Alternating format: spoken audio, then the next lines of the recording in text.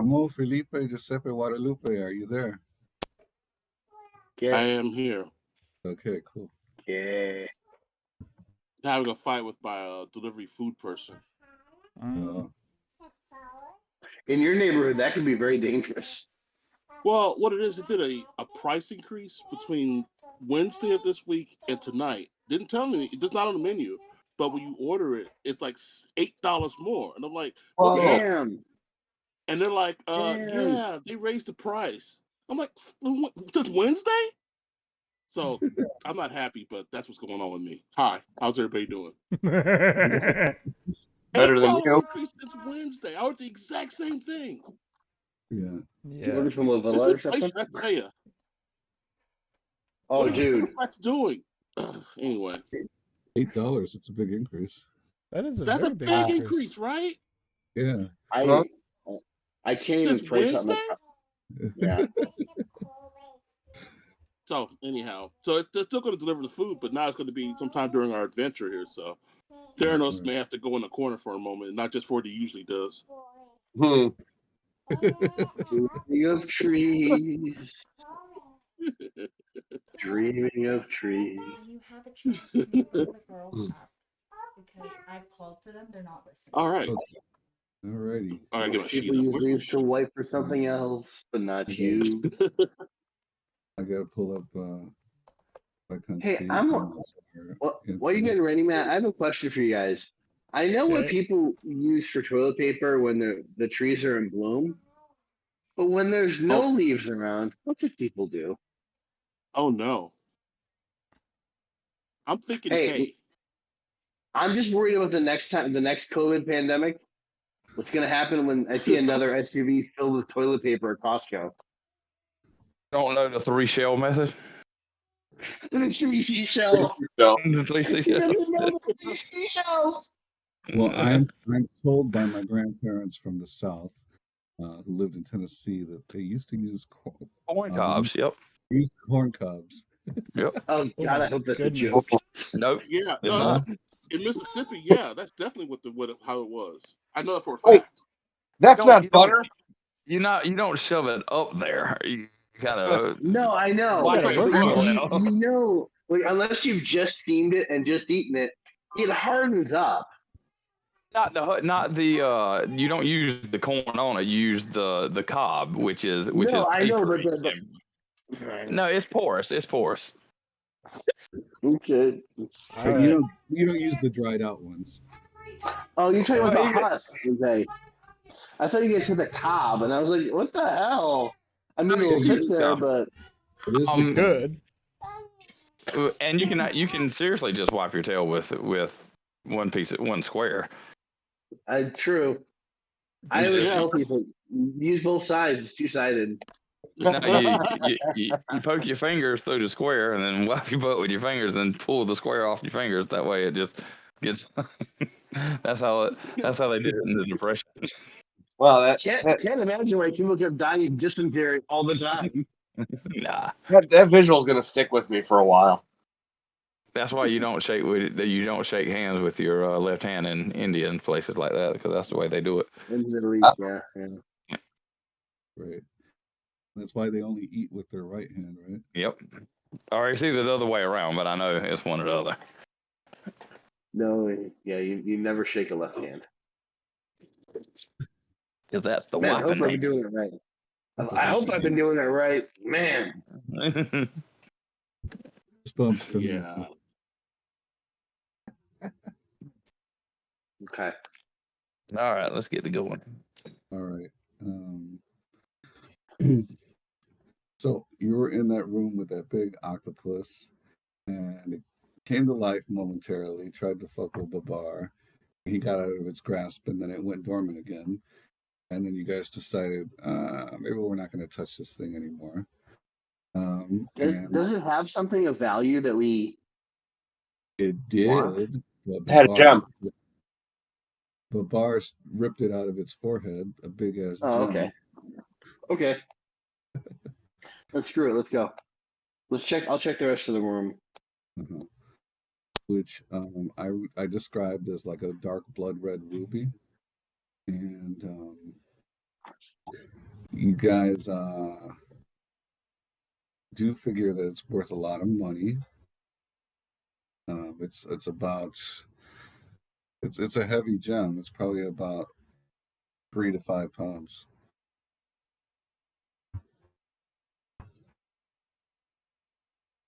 Anyway, so what would you like to do? So who wrote it down? I think I They wrote it wrote down. Okay, good. Hold on. Let me look at my. I'd like to be able to sell that for enough to, retire. Babar's down. From this Red life of gemstone. luxury.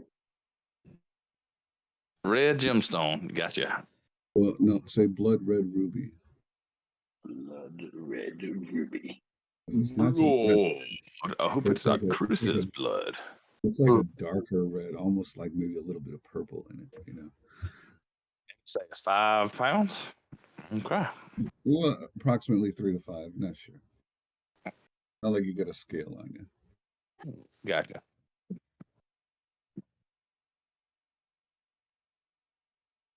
So what level are we supposed to be? 7. 7? Yes, you guys are 7 now, yeah. Yeah, Yep, we'll be okay, level that's 8 by the not- time we're done this Yep. area. Okay. And then I could So, finally attack Speedrun, twice. go. you go back into the room where the ochre, the yellow slimy jelly creature was fucked up. And then you got the big pea trough in the middle of the room, and then you got a bunch of different colored mirrors. Does anybody wish to like go touch a mirror or anything like that? I think we had already sort of done something like that last time we were in this room. I know, but I'm just asking. See if you forgot and got Case you're stupid. just like, I'm just checking if you stupid. So I'd say let's go back to the main room and continue on from there. Well, you're in the pea trough room. Well, I don't wish to be in the pea trough room. Okay. Are you gonna go back to the secret corridor? I'm gonna go back through this corridor here. Okay. So go back into the room that had the money trap, and then there's a double doors at the end of this hallway. Mm-hmm. So everybody gather into the hallway outside the secret door, and then we'll start from there. Are you recording?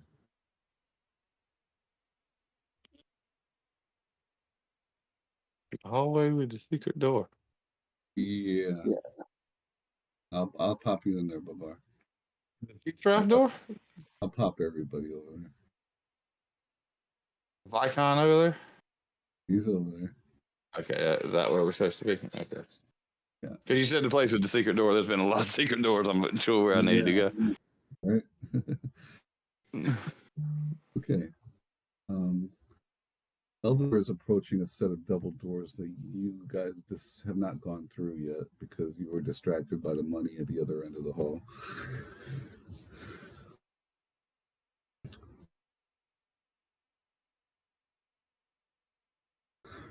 Hey, do you want me to go? Which end is it? North or south? Or up or down? It is up. Down. Up? Oh, we've already been in there. We I haven't been in there? We can't. Up where the pseudo dragon thingy trapped thing was. Yeah, you were over to the right and up. Oh, that was to the right? The dragon was to the right and then up. Okay. Not directly up above where you are now. What do these doors look like? Those look like They look like a door. Plain set of double doors, really. Plain set of double doors. Stone, wood, They are Doritos. They are actually like some kind of iron, but they're still plain.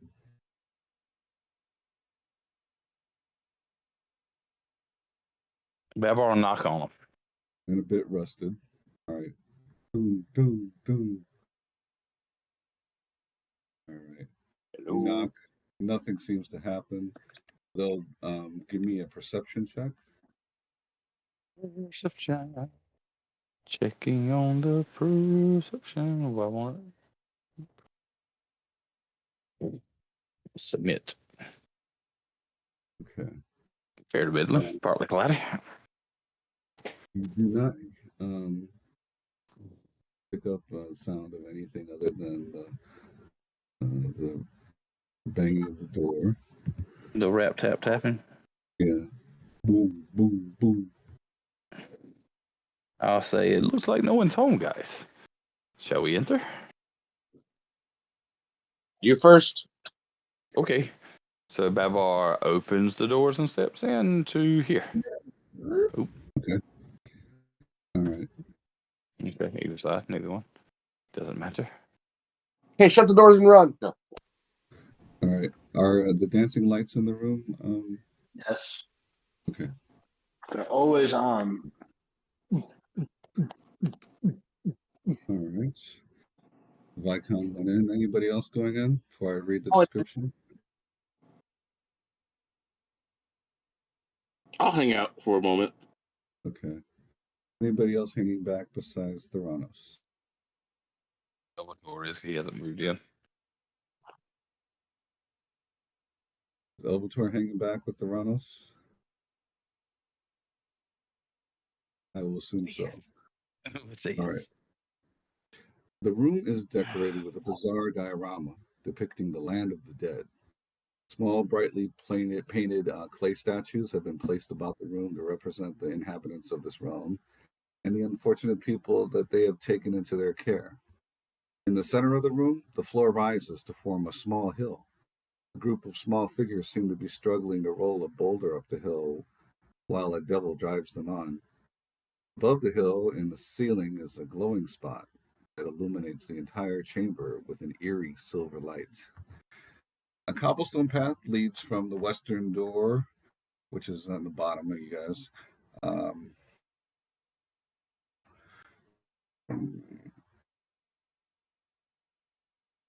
to the foot of the hill. And a similar path runs eastward and then veers south to the right. Sections of the diorama around the perimeter of the room depict different environments in the land of the dead. In the western end of the room, below you, is a region of burning sands. There, devils torture those who have been unfortunate enough to fall into their hands. On the right, along the southern side, is a grassy plain where people frolic and hunt antelope and deer. Oh. To the left, north of the grassy plain and south of the hill, the floor opens into a model of a canyon. A river of lava flows down it while flames lick the walls. East of the hill, basically the other side, up at the top of the map, this side area of the room is a counterpart to this fiery canyon and icy waste. To the north of the hill, on the left, is a putrid, bubbling marsh where figures strive to keep their heads above the surface. From out of the marsh, a black, torpid river winds its way past the northern edge of the hill and flows west to pour over the lip of a stream-filled chasm in the northwest corner of the room. Within this dark chasm, worms pursue the fleeing forms of naked people. In the south corner of the room, on the eastern wall, is a barred door. So that's in the top right, the southeast. Wait, a door with a lute on it? Barred door. No, a barred. Like, yeah. I know, I got it. I'm just being a weenie. No, barred, not barred. No, it's somebody who regrets going to college for 4 years with a music degree. Sorry. Okay. No worries, we're on the same page. Can resist. Was it? Now, you can choose to walk on a path, or you can walk on one of the squares that isn't part of the path. I believe the paths are marked in red. Do you guys see those? Yes. Okay. Yes. Was it Galaxy Quest? I have a question. Do you guys think this is a good time to whip out my new spell, Arcane Eye? Ooh. That might be why. As long as that's It's a all one. Vykon says. That sounds very wise. It knows everything, Vykon, even what you did to yourself in the other room. Yeah, I'll cast Arcane Eye. Okay. Is there like a little movable token or something I can use to?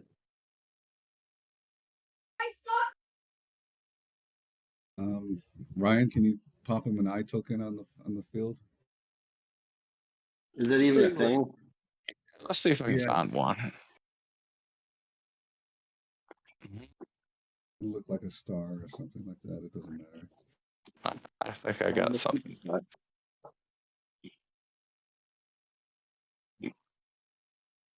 Ooh, that's a big eye. Okay. I guess I will. I can move it up to 30 feet at a time. We give it to you. All right. So you cast the thing, but it's invisible, so nobody can see it. Yes. We- I'm using my magic eyeball. As far as you guys all know, I'm making this shit up. So where's the eye? I don't see any eye, Vykon says.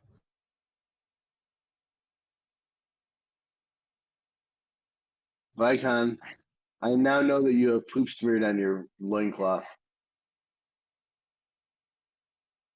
Should I leave the eye and move my token so I can see? So the eye can just represent me. I'll just move my token. Would that make more sense? You can move your token just to go look wherever you move the eye, but then right, and that's what I mean. But the eye will represent where I'm actually standing. Yeah. Okay. Now I can't move my figure. Okay, how do I change that? I'll try.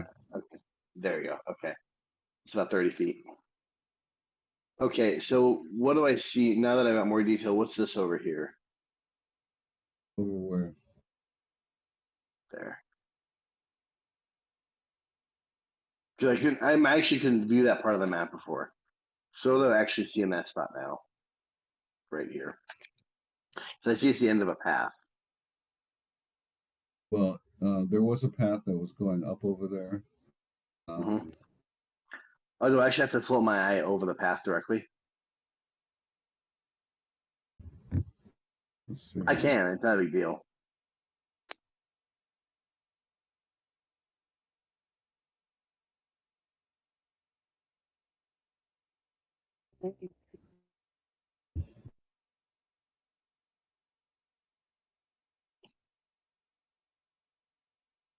Well, before I answer that question, while he's doing that, is anybody else going to do anything in this room or go anywhere? No, if everybody's staying still. No. Okay.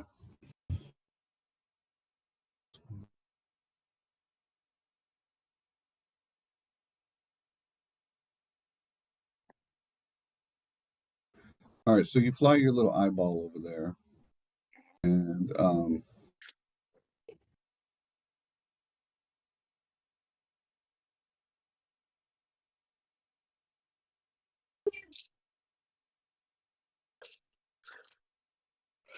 you see that the light in the ceiling comes from the walls of a chute that glows in the dark. The walls of a what? Of a chute, like a little mushroom shoot. No, kind of like a tunnel of some sort. Oh, a shoot. Okay, shoot. CHUT. Okay. Yeah. Okay. I don't know. It's high up. You wouldn't be able to like go up into that chute where the light's coming from, unless like some people were standing on top of each other's shoulders, or of course you could fly. I could do.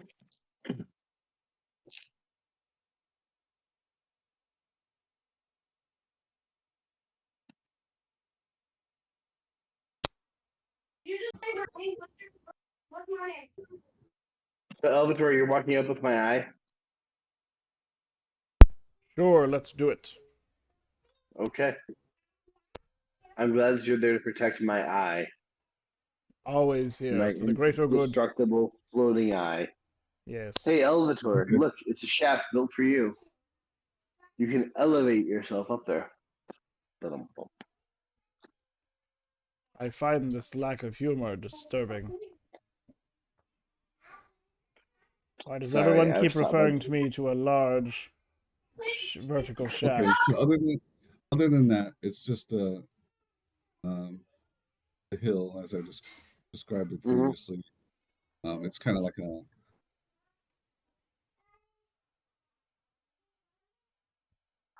But does there, now that I'm closer, does anything look dangerous on there, or should I fly right over it, or worth checking out? Okay.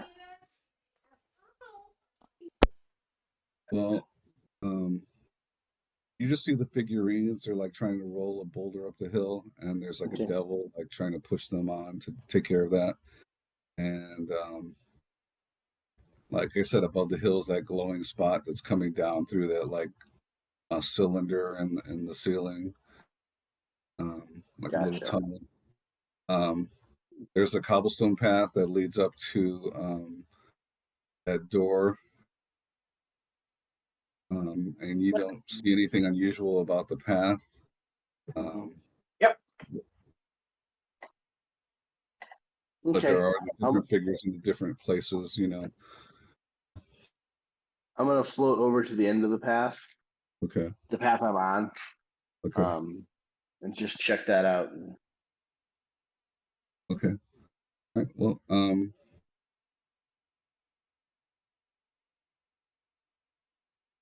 you see a metal door, also unadorned in front of you. Nothing unusual about the door. Okay. Then I'll float over to here. I'm assuming it's Okay. just a. Ooh, wait, that was the address bar. I'm assuming it's just a wall up here, right?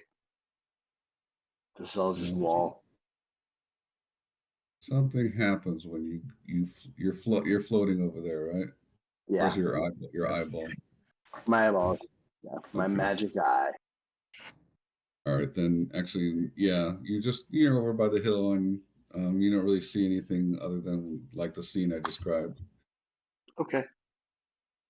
And nothing magical or piercing magical.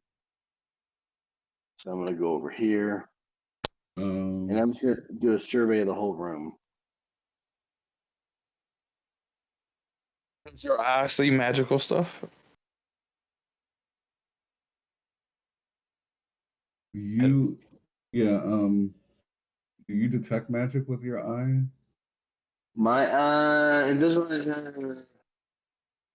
You just see what you normal see, vision, right? dark vision, looks in every direction. No limit to how far you can go. Solid barrier blocks the eye. Doesn't anything about magic. No, so like, yeah, you don't see anything magical because you can't. But you Okay. just see this. You just see all the different scenes that I meant like anything magical, like that I would consider magical in nature, like magical looking, not specifically glowing in magic, but like stuff that looks kind of hinky to me.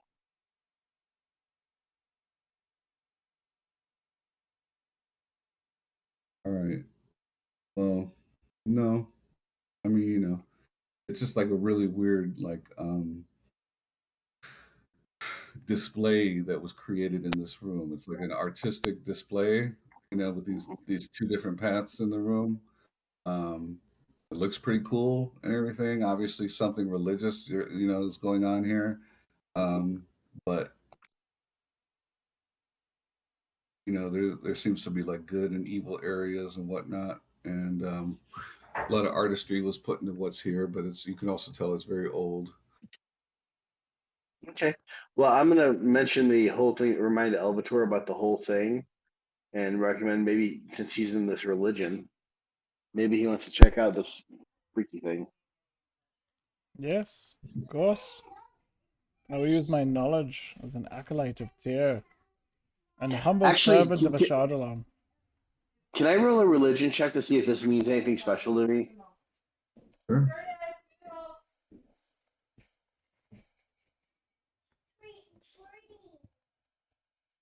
Okay. You're not familiar with the religion, but just the iconography is very similar to different religions. They're gods of creation, gods of death, gods of the harvest, things like that.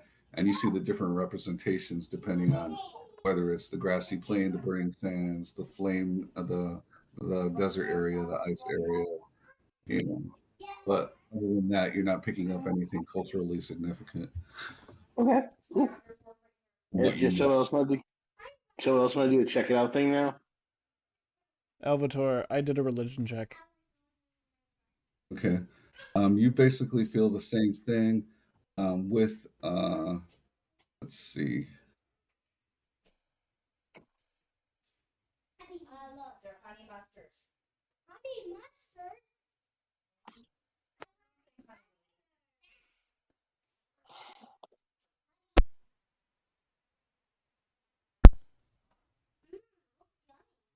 Yeah, without any deviation. Pretty much you pick up on the same things Basil did.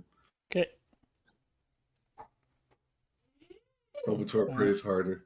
Yes, I do. All right, so Oh, I'm sorry. I was trying to do yours either. My bad. Vykon, so which way you want to go? Up on top of that hill, or shall we follow Elvator over by that door? I'm kind of curious about that hill. It seems either something really good or really bad. Yeah, I'd say let's check out the door first, because the hill doesn't seem to be a threat immediately, but something might come through the door. So let's just kind of see what's in it. And then if there's nothing in it, then totally down with checking out the hill. Okay. All right, so everybody move. Don't go, just go in front of the door. Okay. And everybody else move where you're going to move your token. Oh, yeah, I'm so still. Just move your number of places. And go to the exact square you're going to be on.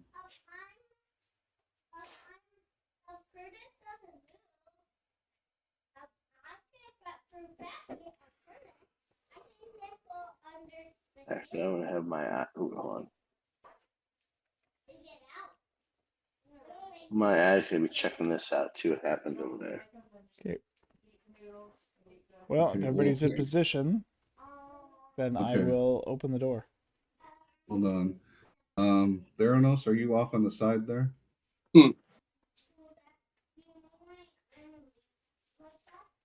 Yes, Ramon? yes, I am.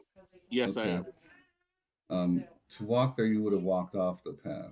So is that what you were doing? The little red line is what the path is. Everybody else pretty much is on the path. Were you going off the side of the path? Oh, no, I'm on the path. Sorry. Actually, I want to be on the path. I just want to be behind Babar. Okay. That's taken correctly. Yeah. Actually, can I try something? And this is more like an experiment for my character than anything else. He's going to try to cast Magic Hand and try to open the door over here while looking at it through his magic eye to see what happens. There's no door over there. I could Oh, I tell thought you there was a recessed hole in the ceiling where light was coming out of. And okay. Sorry, my bad. When your eye looked up at it, you could see that there was a tunnel going upward. Yeah, for some reason I thought you said there was something else over there. My bad. Okay. Yeah, the shoot I know. Weird. Okay. I'm senile. Never mind. All right. So, all right. So everything seems fine as you walk across the path and open the door. So if you want to move in Elvator, yep. Everybody do another turn of movement. I see an empty room that is 4x3. Okay. It looks fairly dirty, though. 1, 2, 3, 4, 5, 6. Okay, Vykon didn't have enough movement to get there. Anybody else moving? Yep. I didn't move in. I moved in. Okay.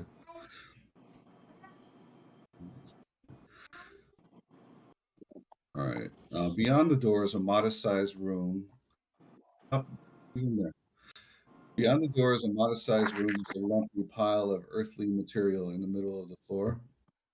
Across from the door in the southeast corner, a glazed flask rests on a small shelf. In the northwest and northeast corners are two more shelves on which rest a small urn and a thin stone cylinder. As you walk into the room, the ground seems to shudder a little bit, and this dude pops up. And he's like, "Blarg, blarg, blarg, blarg." Yeah.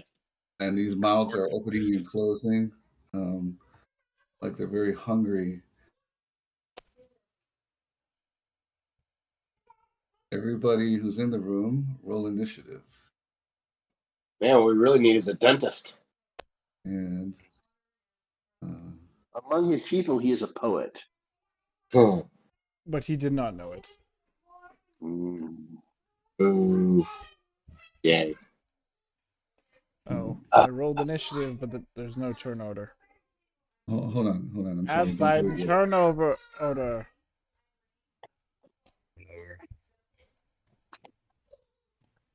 Add thine turnover. Make it cherry.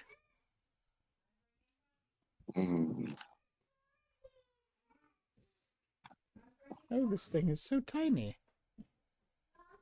Size doesn't matter. Okay, turn order is there. Now let me clear it. All right, everybody, go ahead. Now you can roll initiative. I hope I do. Just for the record, I'm going to be doing something else while they're fighting. We'll talk after combat. Okay. Only the people in the room roll initiative, please. So only Basil, Ruehnar, and Elvator. No, I'm not in the room. That's just my floating eye. Oh, so it's just me and Ruehnar. Awesome. Yeah. Awesome. Sorry. I'll get We my can eye out take of the it. way. I'm not worried. I am. Okay, where's the creature's initiative? I don't see it.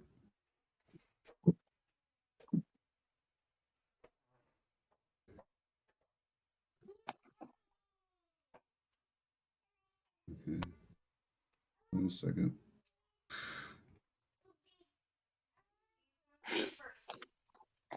Okay, now maybe it'll work.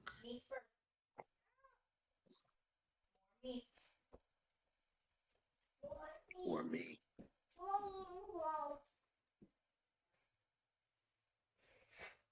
Okay, well, he got a 17. For some reason, it's not showing up on the damn thing.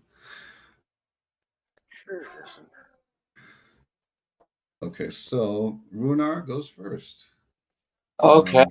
The creature, just so you know, just for your entertainment, the creature is called a gibbering mouther. Ooh. All right. Well, we are going to get all stabby with it. So. Let me read you the description. Yeah. Gibbering mouther appears, opens one eye and then another until many eyes of different shapes and sizes stare at the party. All about the eyes are fang-drooling mouths that begin a cacophony of babbling. And he is very hungry. So, what are you doing? He's going to eat some mahakatol. Oh, 9. 9 is actually a hit. Ooh. 13. 13 points of damage. 13 damage. And the second one is 9 slashing. And then use your dagger. 23 for 8. 17 plus 13, that's 30 points of damage. 30. Eat that. It's amazing. And now it is amazing that none of it worked. It's his attack. No, he didn't like that at all. In fact, let's see.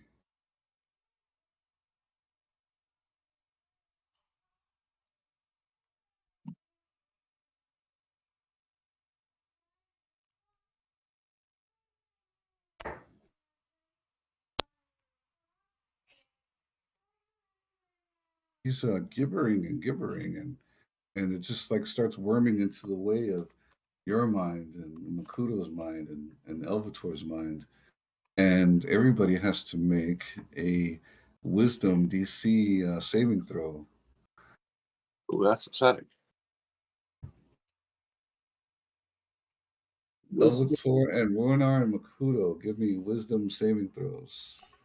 Okay, here is hold on. The gibbering creature's voice works into your mind. He's like, it's like being all over again.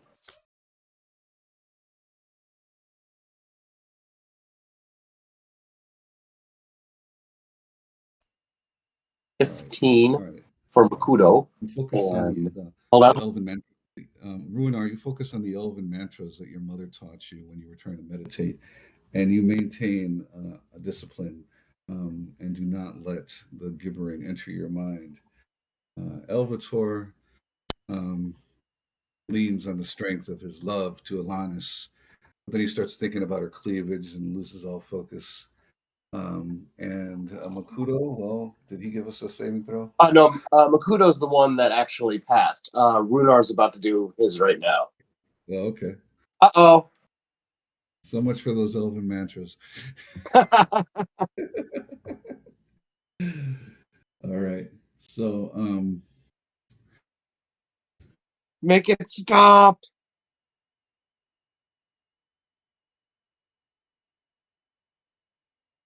On a failure, the creature, you're not able to take reactions until the start of your next turn, and you roll a d8 to determine what it does. Oh, so D8 now?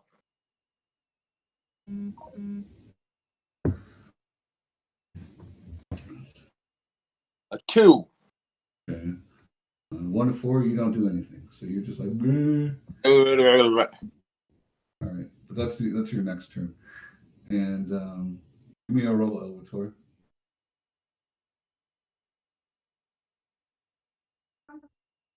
D8 roll, please.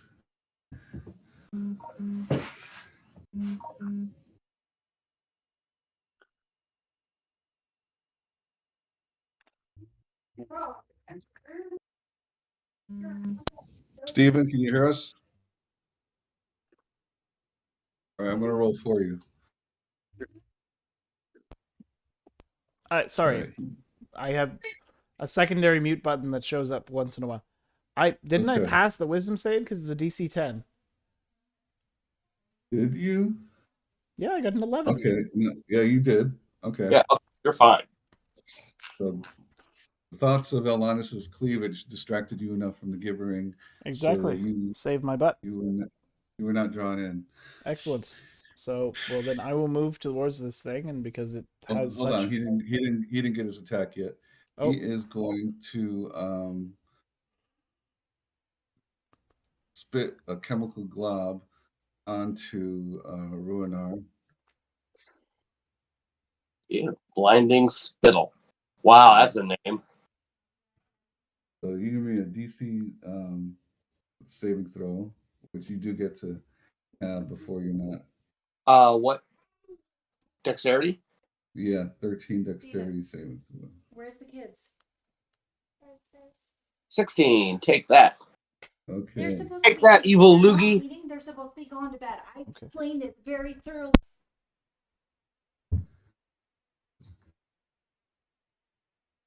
All right. So this glob comes out of one of its mouth and explodes on impact near Ruehnar with sparks and so forth. Ruehnar barely stepped out of its way. And he pulled his arms up in front of his eyes to block the flash of light. And so he is not blinded. And the other thing has another attack, which is a bite, which he is Also doing towards Ruehnar.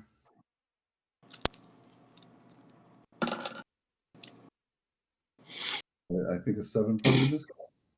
7. I am armor class 16. Mm-hmm. So he misses on the bite.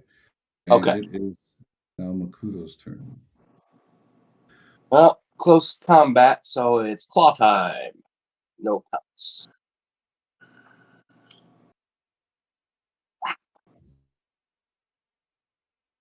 $23. That's a hit. 7 slashing. Alrighty. He wasn't like that. Ah, give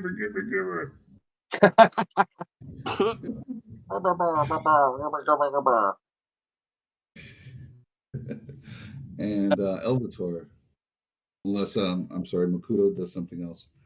I think that's it. Okay.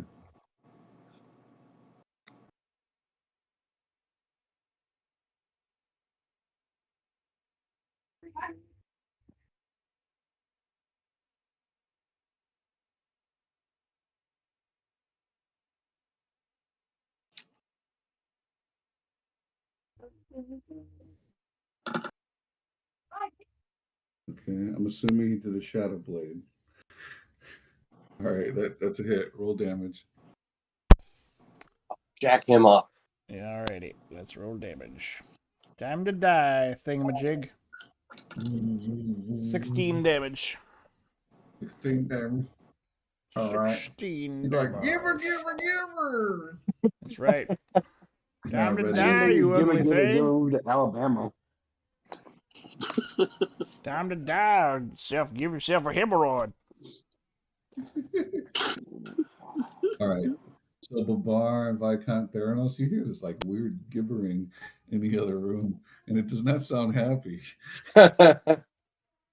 Oh boy. Jibba, jibba, jibba. Do you guys move into the room? Can we do that now? Yeah, it's the next turn. Okay. Yes, I will move into the room. Okay. Ooh. Okay. Hold on. Move Vykon's my gonna guy. follow you. 1, 2. Oh, he sees the thing. He's gonna set himself up to fight it. You too? Okay. He'll come back here then.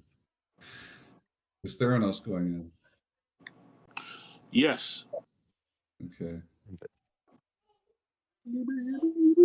Right behind you, Babar. All right. Go ahead and move Theranos in. All right. All you guys give me wisdom checks because he's gibbering. Gibber. Give her. It just kills me. I don't know why. So we're doing that. We're doing another wisdom save, I need to do it. or just the newbies? Newbies. Oh, I'm good. Just the I'm newbies. good. Do I have to do a wisdom save because my floating eye's in there? No. No, It's not your Audible. floating ear, it's your floating eye. No. I'm using the blue thing as the marker because I can't see anything with that. And I'm floating the character icon around. So is Basil? Okay. Where's Basil at the moment? Basil's not in the room. Okay. Basil's floating eyes in the room. Okay. I got to roll. What's his name? Icon failed. But I do need to roll initiative because I'm in combat now. Okay. Mm-hmm. So do Everybody I. give me an initiative roll if you just entered the room. No, my eye's been in the room and I can cast spells. No, I don't mean you. My- You're not in the room. No, my eye's in the room. Your eyes in the room. Yeah. Yeah. So I can cast spells. Because I just have to be able to see it. And the spells don't require concentration. What? Your spells can emanate from the eyeball. Is that what you're saying? It just says line of sight. Here, I'll show you.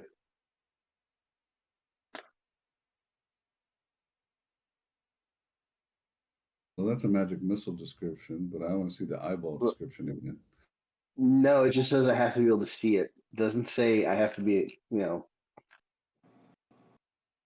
have to be within range and I have to be able to see it. That's all. All right, you're not gonna like that this. one. I'm gonna DM rule that you can't cast through via your eyeball. You have to be there. Okay. Because that's broken otherwise, I think. Mhm. Is that eyeball can fucking go anywhere. Yes, it can. For an hour. Yeah. Okay. All right, so let me see what the effect was for all right.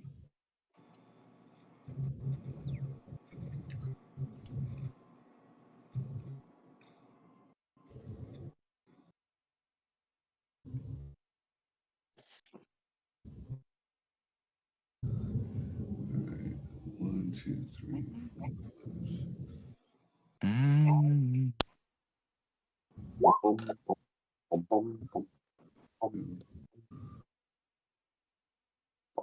Okay.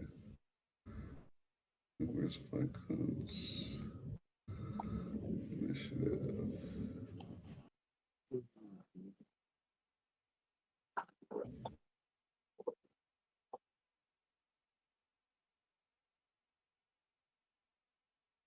Okay.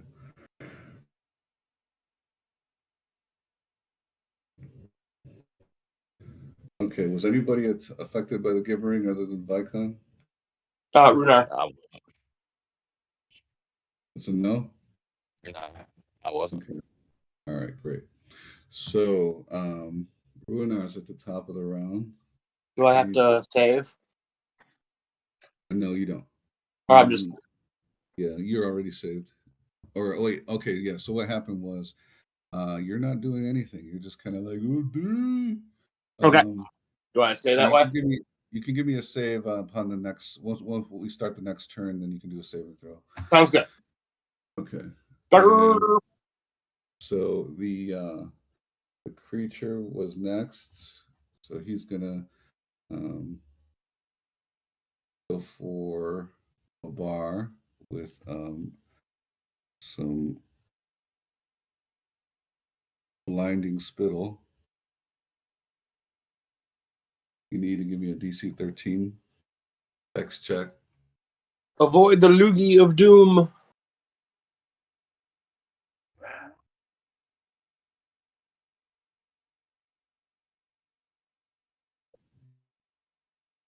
Avoid the Loogie of Doom.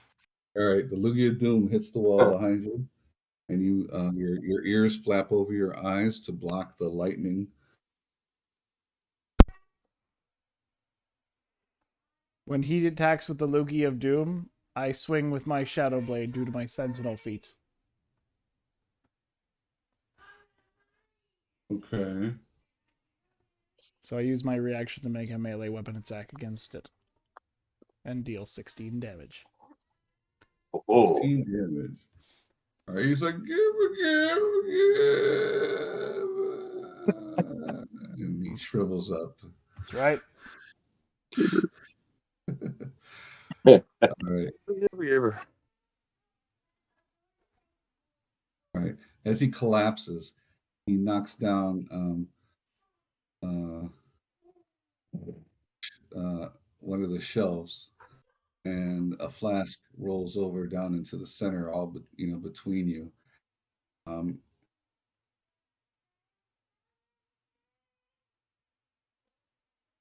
And it looks like a potion of some sort.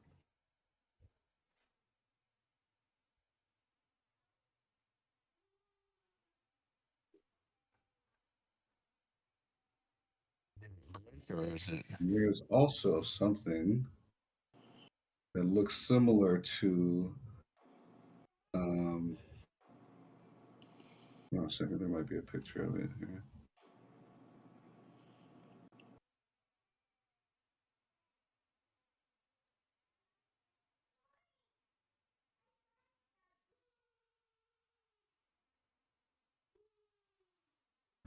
All right. You know how Theranos picked up that rod of lightning. It had like the zigzag symbol and a spiral along it. Mm-hmm. Well, this one has a pattern of what looks like little bats swirling along. But there's a rod that's also on the shelf.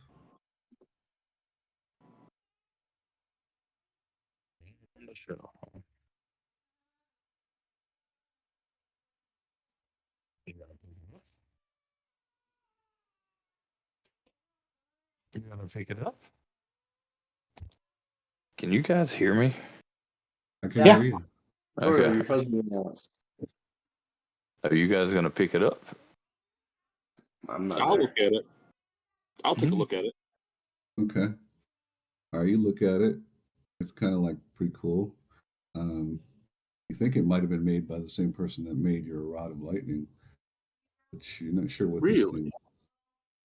Yeah, you're not sure what this thing does, but it obviously has bat iconography on it.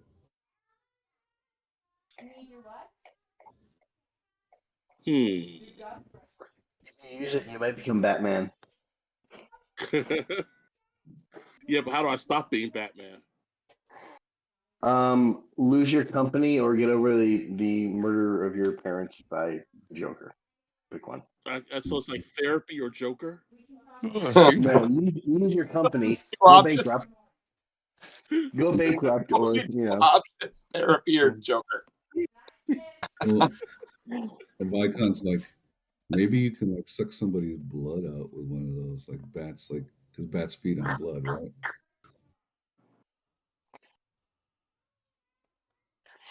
Maybe it's like a vampire wand. Huh. So it's a magical. So I know it's magical. Do I know that it's magical? Do I have to test to see that? You're guessing that it either will be just because it looks like your other magic item, or it's Yeah. just a it could be a religious like just a prayer symbol thing, Right. It could just be a scepter for a ritual. You don't know unless somebody does something to tell whether it's magical or not. You can't tell. Okay.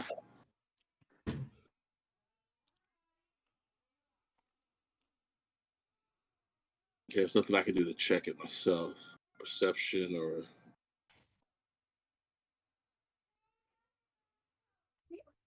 Right. There is also an urn in the room, which is on one of the shelves.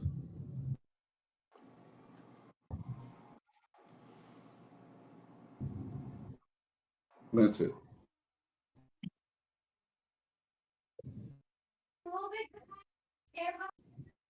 What are y'all doing? Back out.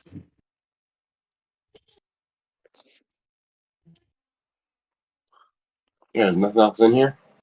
Well, if it's dead, No. yeah, then I'm getting out. I've done my duty.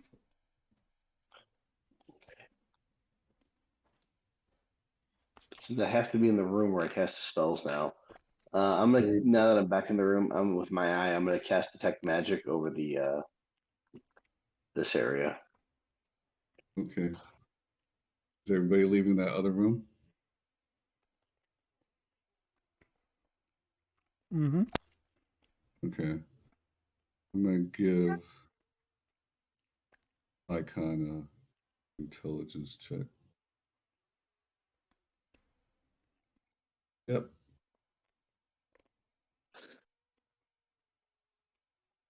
Vykon checks out the urn and finds something in it that looks like a dried piece of meat. And he goes, "Oh, okay. Babar. This might be Matthew. something." Jerky. So he takes it out and he joins everybody outside. So, can somebody mute that? My son. I don't know. I hear something in the background. Somebody yelling. I can't tell what it is. Somebody's yelling. That's all I know. Break. Be quiet, son. All right. So, wow, Matt, people yell at children. I hope you're proud of yourself. I didn't know if it was a wife or a kid. I couldn't tell. Do you remember what he used to say about the people that would come into the Jewel? He's fine with yelling at kids. Tell me it was a wife or a child. Matt, put the shovel down. Stop digging.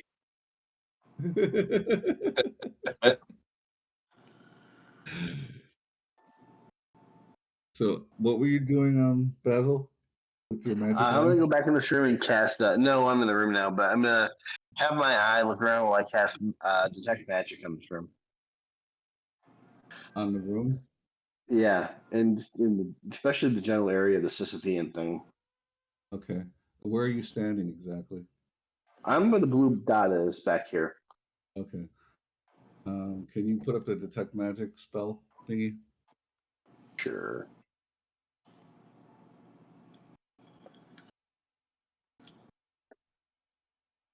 Oh, I have to be within 30 feet, huh? Hold on. Okay. How long does it last for? That's within 30. Oh no, wait, I can't do it. It requires concentration. Do you guys think I still need the eye? I don't know. Can anyone else just cast detect magic? No. Well, there's other people who cast spells. It's worth an ask. No, that was Vykon answering for himself. Oh.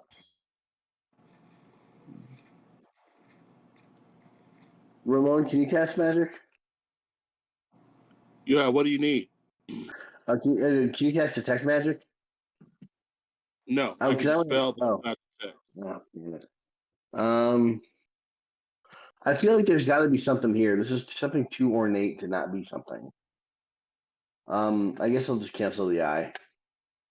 Well, I was going to say, you could, like, do you want to fly your eye up into that tunnel? Oh yeah, yeah. I'll fly up the poop chute. Okay. 1 second. Let me close that.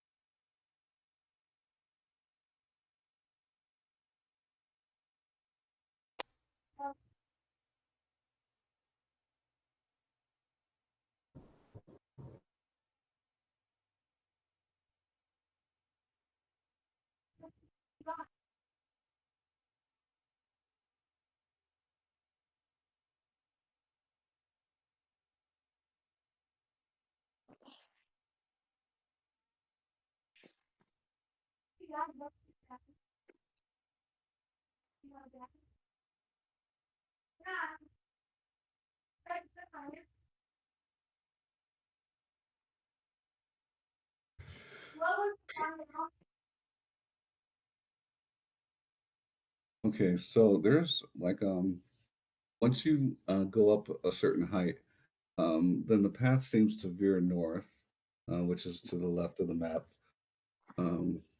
And there is let's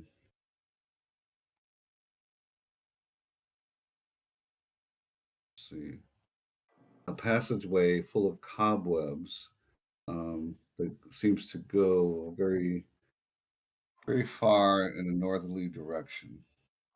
And it's just about 5 feet wide. Lots of webbing in there.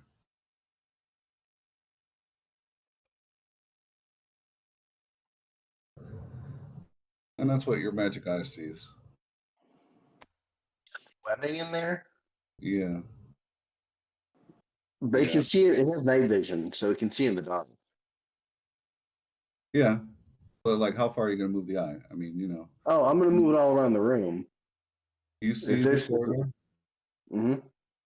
Are you able to see the corridor there?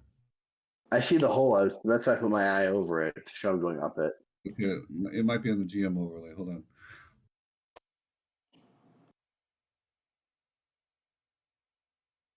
Yeah.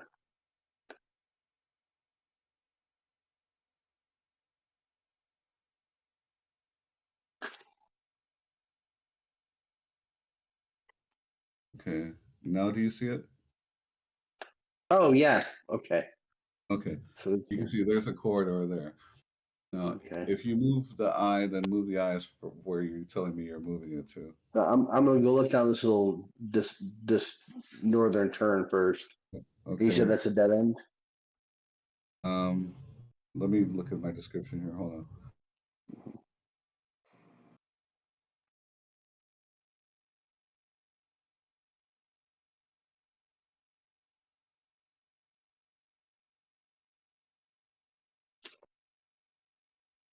Yeah, you see in there a big giant spider.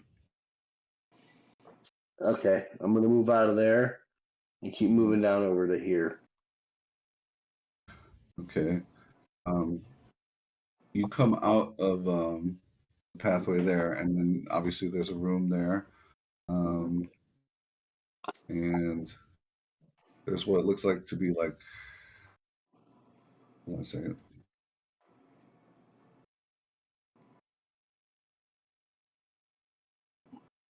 The room is small and plainly decorated. On the north and south sides are fountains made of bronze inlaid marble. The southern one's cracked and only dry, limey deposits remain in it. The northern one contains about 2 feet of dark water, fed by a trickle that falls from the top of the fountain. In the water, the white, gauzy form of a crayfish lies on a bed of lime incrustations. Toward the bottom of the room, the west side, looks like there's stairs leading up out of the room. And I'm gonna float up the stairs.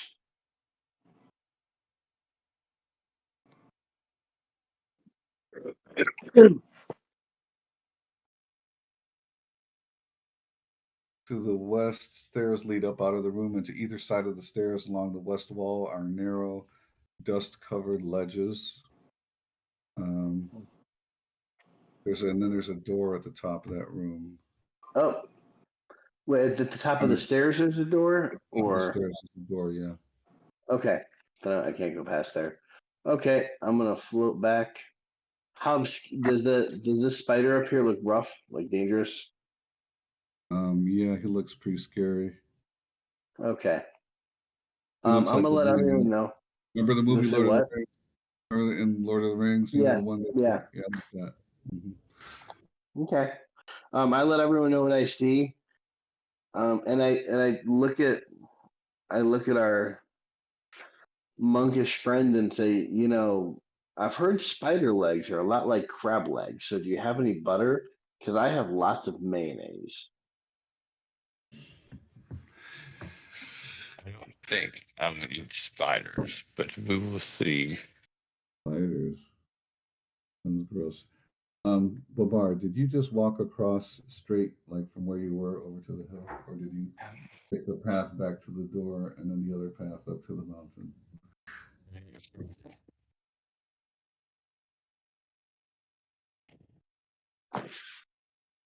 Hello. Because I'm wondering if because this is like a big art exhibit in this room. So like, I walk straight across. You're just gonna walk straight across because that sounds like what Babar would do to me. Yeah. You know? That's So exactly what he would do. You walk right through the whole diorama and knock down statues and shit. Mm-hmm. Okay. All right. I hate to be the elephant in the room, but I'm the elephant in the room. I'm the elephant in the room. What do you want from me? All right. So let me see. I have to find out what was in that section.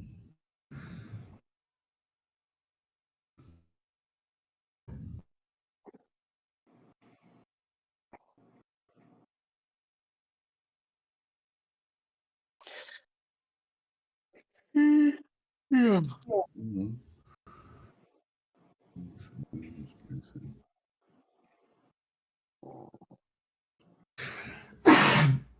excuse me. Oh, hey, did I tell you guys about Unarmed Thieves? You said it was good. Yeah, it's really good. They're really good. I'm probably going to see it again. Excellent. It's the first actually good D&D movie. Hey, all I had to get was the first not bad one. Yeah, I know, And right? then it's good is like 3 steps forward. There's stuff in there for new Everybody- fans, old people our age, and non-fans. So it's pretty good. Cool.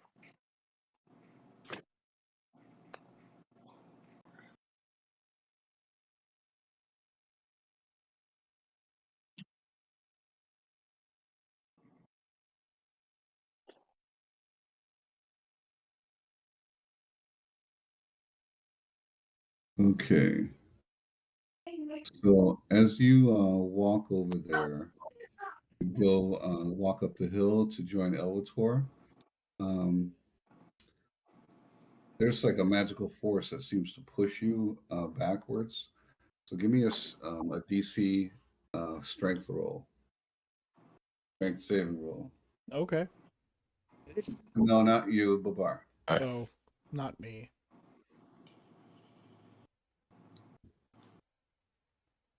I assume Elvator took the path. Did Elvator just walk across as well?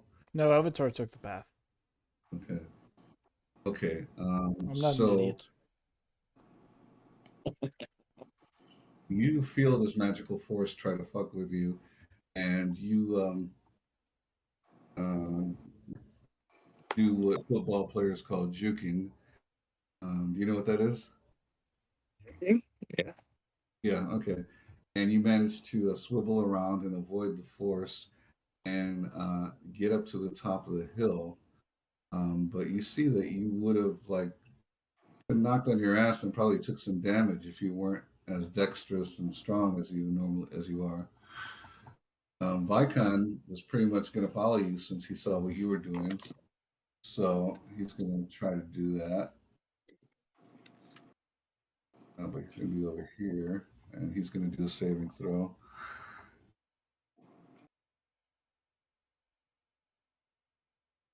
And he fails it, and he gets pushed back and falls on his back. Like, hey, what the hell? Whoopsie doodles. And what's that?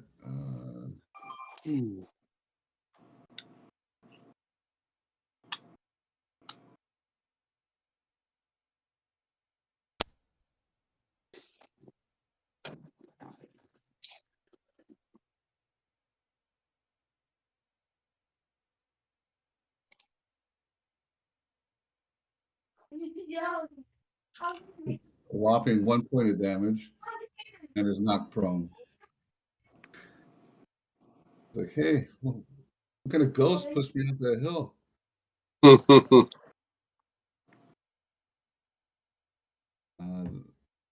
I wonder if this is like a burial ground in here. All right. Okay. Anybody else walking over to the hill off of the path? Off the path? No. Okay. All right. So,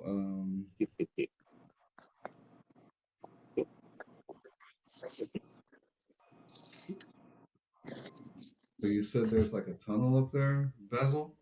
I kind of asking. Yes. There's 2 tunnels. As you go down the tunnel, there's going to be a dog leg to the right. Partway through the tunnel, there's a big spider in there. Oh. Good. Hey, if you want, you can have some oil or a jug of acid to throw in it.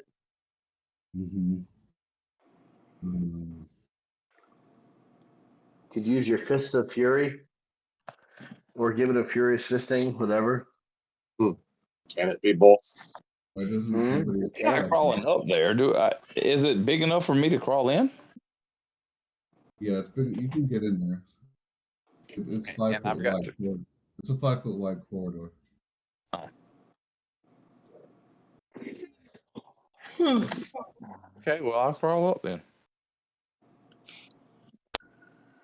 Are you gonna go in first? Yeah. All right. All right. So go ahead and move up in there.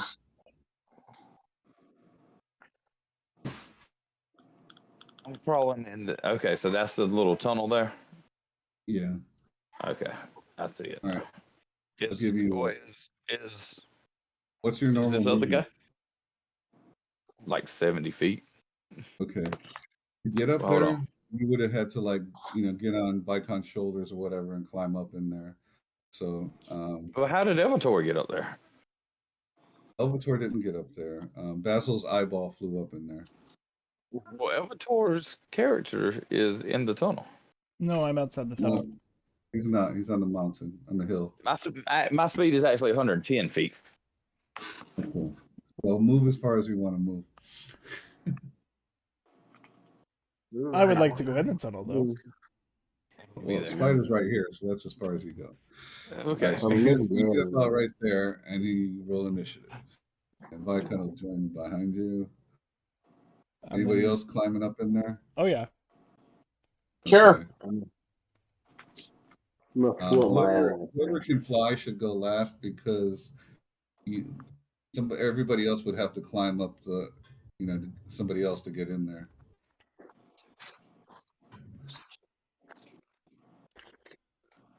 So I would say that's probably Basil. Well, I'm floating my eye up there. They can risk themselves. Okay. I'm heartbroken about my newly found limits of my floating eye.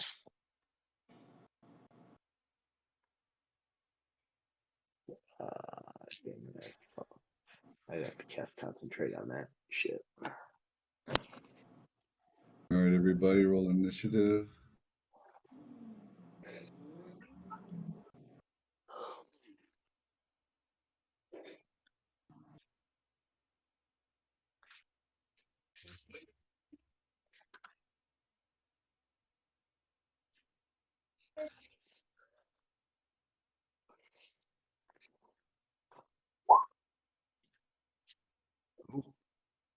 The powerful spider.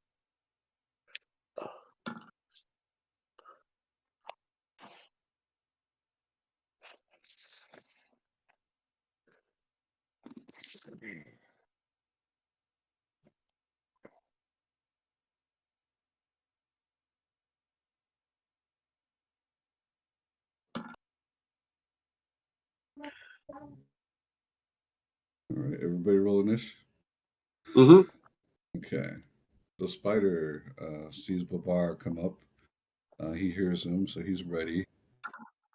And he's gonna come down here, and he's gonna try his web attack.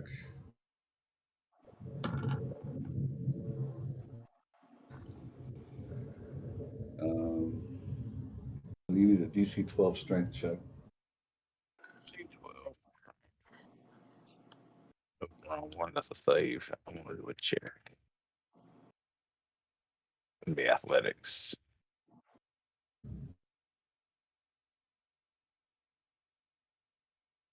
There you go.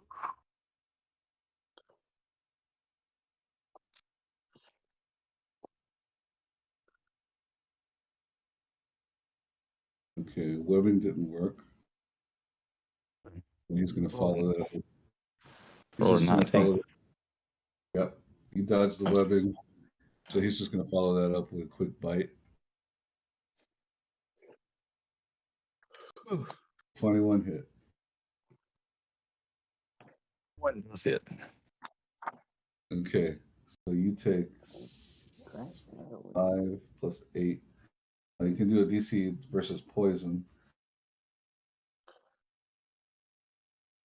He bites you for 5 damage, piercing, and then some venom comes into you.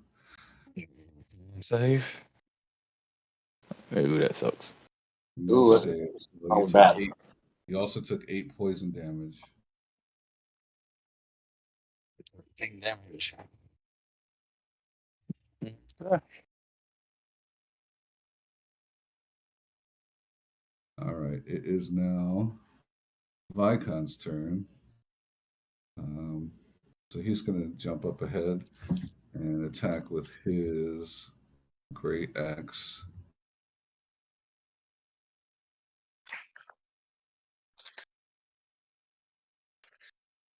That is what? That is a hit. Ooh. 17 slashing. Do the second attack, same thing.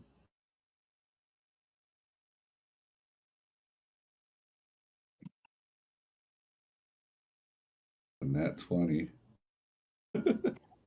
Uh-oh. For another 13. All right, he killed it. All right, he just jumps up and slashes it twice and basically cuts the thing in half.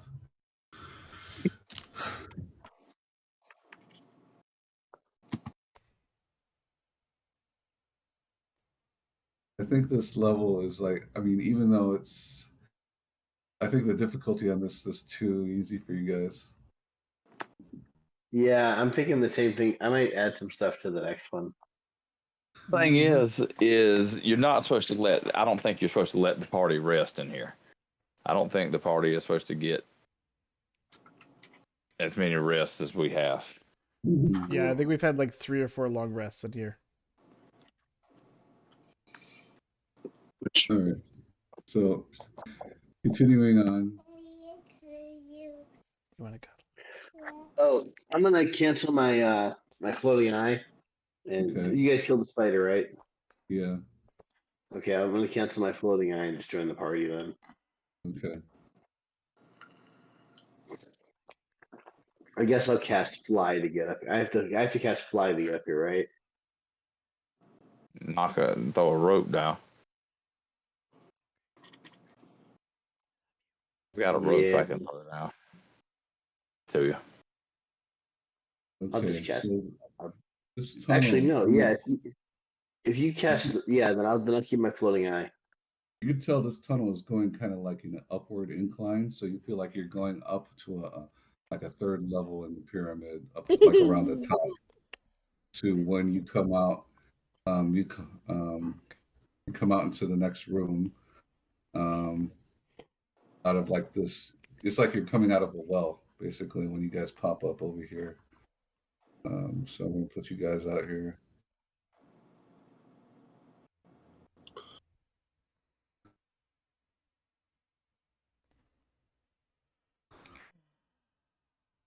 Okay. And Let me read the description for you guys again. All right. crayfish. The room is small and plainly decorated. On the north and south sides are fountains made of bronze inlaid marble. The southern one's cracked and only dry limey deposits remain in it. The northern one contains about 2 feet of dark water fed by a trickle that forms from the top of the fountain. In the water, the white, gauzy form of a crayfish lies on a bed of lime incrustations. To the west, stairs lead up out of the room, and there's a door at the top of the steps. To either side of the stairs are dust-covered ledges. Covered ledges.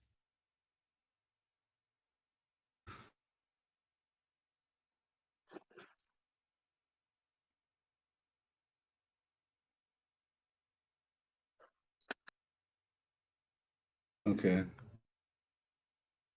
I think now I'm gonna search the room. Vykon walks over to the fountain and is looking at the crayfish. What's everybody else doing? I was gonna thoroughly inspect the room, All right. investigate it if you would. Okay. So tell me what you're looking at exactly. I'm gonna start with this hot mess, Okay. and then go over to the other pool. What are you guys doing? While he's looking at that pool, anybody else looking at the other one? Yeah. Yeah. Okay. I look at the one to the south. This one, right? kind of with Theranos. Okay.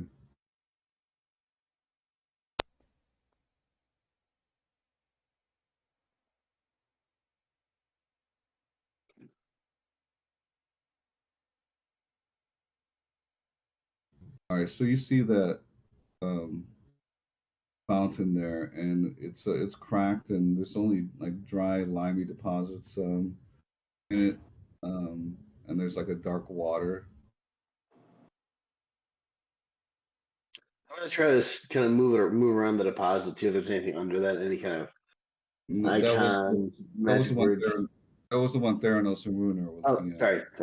Sorry. The one you're looking at has what looks like a white crayfish in it at the bottom. Doesn't seem to be moving. I'm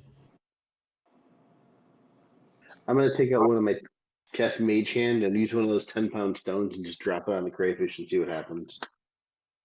Okay, it just hits the crayfish and nothing happens. Do you guys, lunch? Anybody looking at the other pool? Do you do anything with the dark water? I'm gonna float the eye down there and see what it sees. Into the one with the crayfish? Into all three of them, but I'll start with the dark one. There's the one you guys came out of, so you don't have to go in there. Okay, then I'll do this one over here. Okay. As you do that, the water gets displaced, and a creature does all of a sudden, like a water elemental comes out of it. Hold on a second. A big watery creature, kind of like a serpent-shaped water elemental, rises up, and everybody has to give this throw initiative roll in there.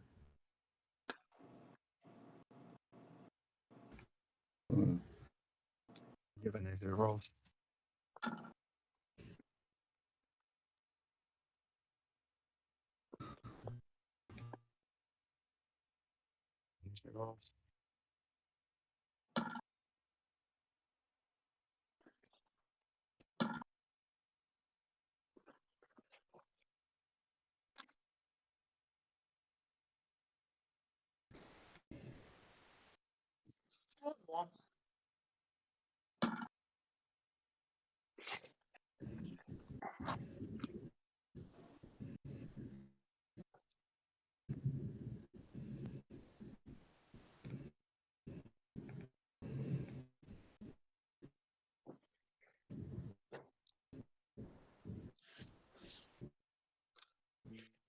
Okay. So you guys are checking things out, and then a big watery snake comes out of one of those things, and Makuto is fast on his feet and can do anything if she wishes to. Gonna swipe at it with a crowd pleasing 5. Wah, wah, wah. All right. Like kind of like go right. It seems to splash right through and do nothing. And now this thing decides to attack in retaliation. Let me see. 1, 2, 3. It is swiping at Theranos. Theranos is going to.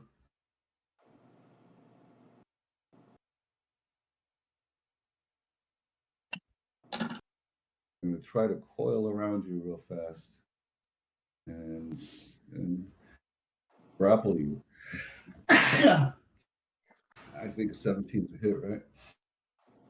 Yeah. All right, so you need to do a 13 to try to escape that grapple. Otherwise, is that a strength? Yes. Is that a strength? Yes, or athletics if you have it.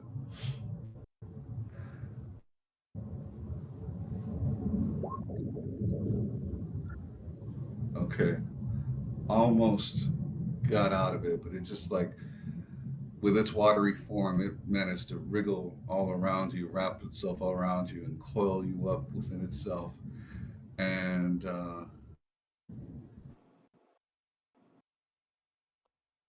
it wraps around your face, and you find that you're not able to breathe with the water blocking um, any oxygen.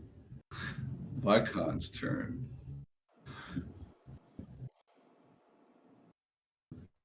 Oh, wait.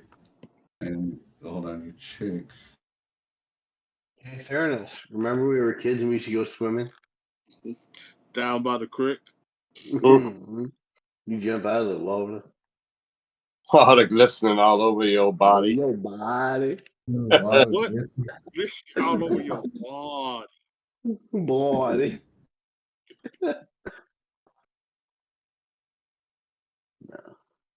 You take damage also. Let me roll here. How much?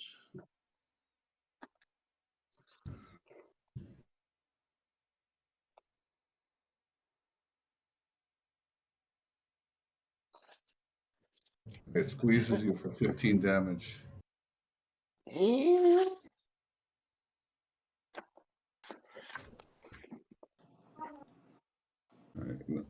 All I right. don't suppose Hellish Rebuke works if I'm being grappled, right? If it's Because it's a cantrip. yeah, if you have to use it as a reaction, right? One reaction. Yeah, so you'll use up your reaction, but yeah, you can do that. Yeah, I'm gonna do my Hellish Rebuke then because I've taken damage. Okay. All right, so And you curse into the water, so it's like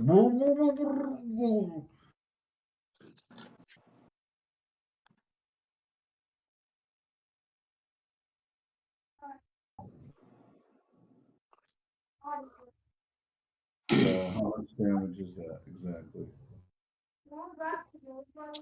it's 10 fire. Okay, does he get a save on that?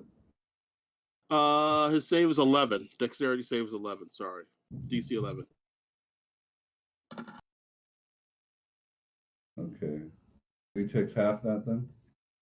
Yes, that's correct. Okay, so A little steamy. 5. Little steam comes out. how much damage does he take? It was half of the 10. Yeah, half the 10. Yeah. Okay, all right.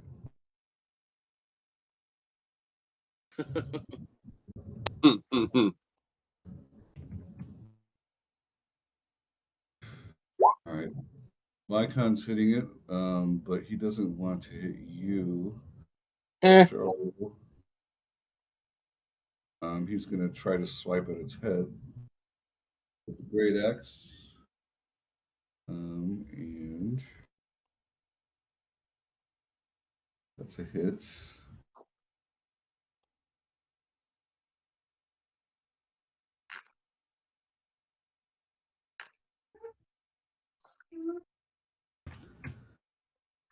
We'll try again. Another hit. And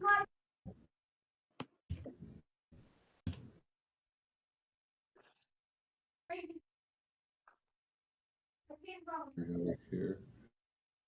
All right. And now it's Babar. Babar, you see Theranos coiled up by the watery snake elemental, and it's covering his face, and you see Theranos like cursing into it, and all these bubbles coming out, and you can hear him like struggling. One on strikes.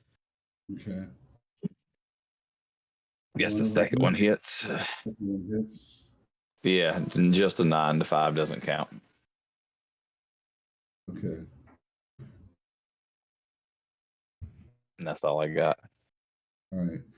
So you seem to be breaking parts of it apart as like water starts hitting the floor and the walls, between you and Vykon and the Hellish Rebuke. Theranos. You can try to break the grapple again if you want.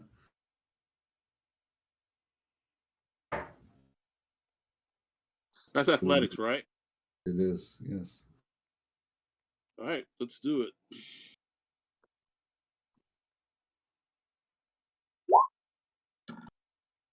That's a no. Okay. And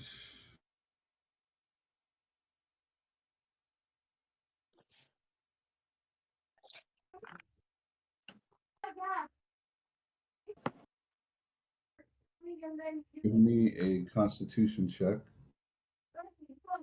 for holding your breath.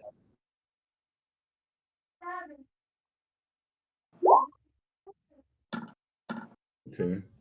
You're fine holding your breath. Cool beans.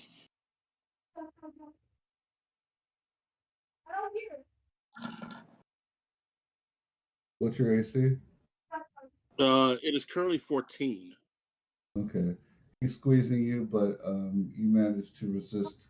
You're not taking damage from that round of squeezing. And Ruehnar. Yes. See that this thing has tried to suffocate Theranos. He's struggling. Bits of water have been like splashing and hitting the water. The thing's getting damaged, but it's still holding on. Okay, trying to avoid hitting Theranos. Mm-hmm. We're just gonna do what we're gonna do. Let's see. All right.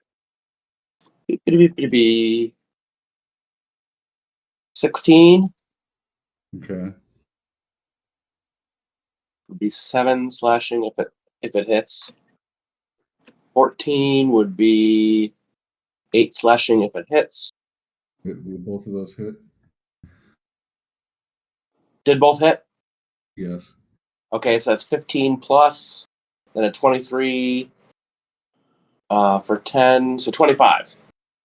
Okay.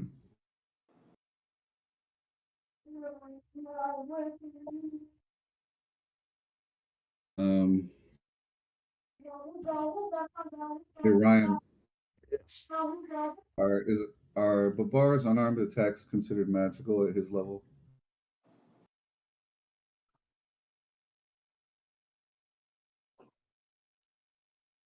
Ryan? Hello. Can you hear me? Can't hear you. Hello. Hello. We can hear you. Can you hear us? Yeah, I can hear y'all. Yeah, they are considered magical. Okay. I just want to make sure because I was reading and he's only affected by magical attacks, so Yeah. but he's been hurt all this time. Okay, so yeah, all right. So with Ruiner's final attacks on it, it's totally dispersed. And Theranos, give me a athletics or acrobatics check, whichever's higher. Okay. Okay. It's dispersed, and as it like splashes and just scatters across the room, you basically drop onto the ground like with the Batman drop, one hand on the ground and the other one like out to the side. Superhero landing. Superhero landing. That's it. All right. Foe defeated. You're coughing to catch your breath, but you've survived.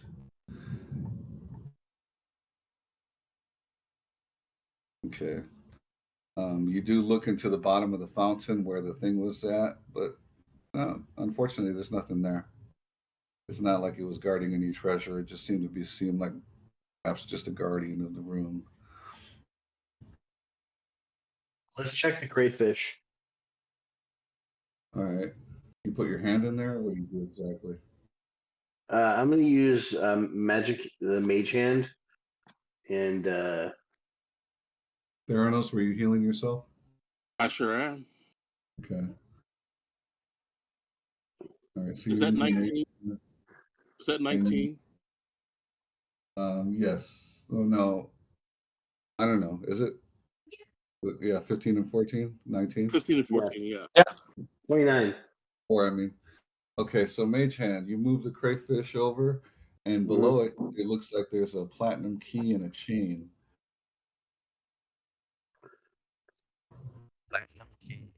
Yeah, a very nice key.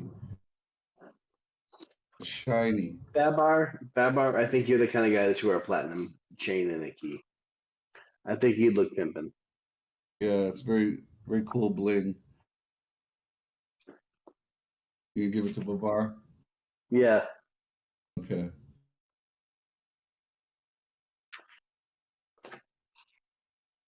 Now when he walks down the street, we all know that Horton has a hoe. I mean, who? I mean, never mind.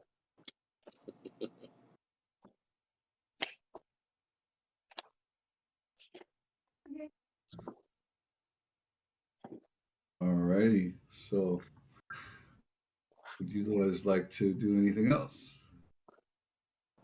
We've searched the entire room thoroughly, right? There's nothing we haven't looked at Right. yet. That's Okay, correct. let's go to the next one. Keep on trucking. All right. Who's opening the door up ahead? Elvator. Elvator. All right. So, move up in there. Vykon's right behind you. I don't know if Babar is. Okay. Give me a second to read the text here.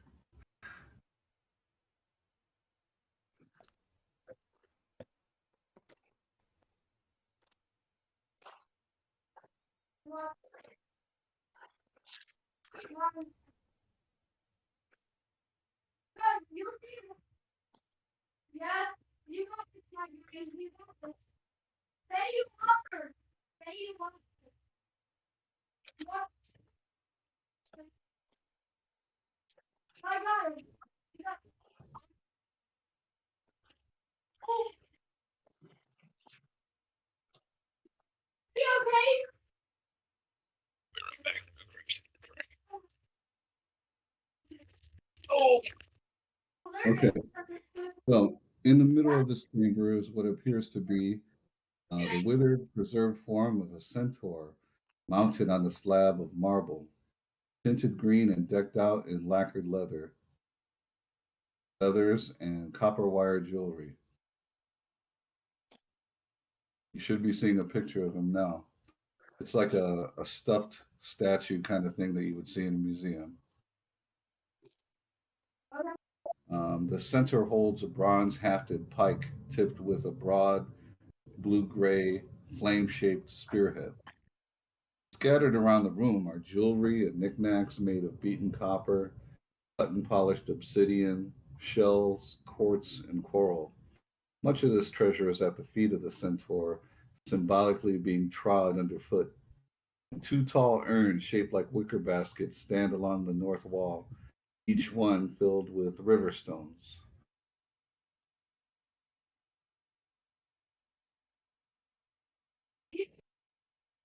Murder stones? As you come into the room, it does remain still. It doesn't do anything.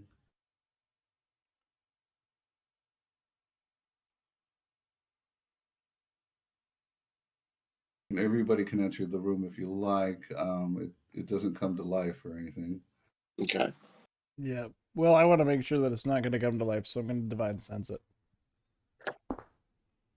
Okay. Or I guess I'm just going to divine sense the room. Because this seems like something where there would be a drop. It's a trap. A trap. It's a trap. Yeah. Did Divine Sense do anything?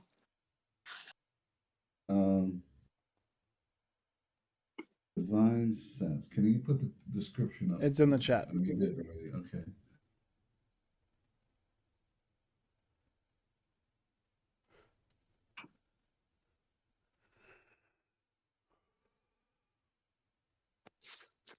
Right. In your mind, you hear like music of like an abyssal pipe organ, and it plays the tune do do do do do do do do do, and you definitely feel the vibe of something there. Okay. Uh, And it's coming from the statue? It's in the room. I'm not sure Okay. if it's a statue or what. it's in the So room. I know that there's something evil, but it's not a celestial fiend or undead in the room. It is something undead. Yep. Okay, well if it's undead, then I know its location. You know its location.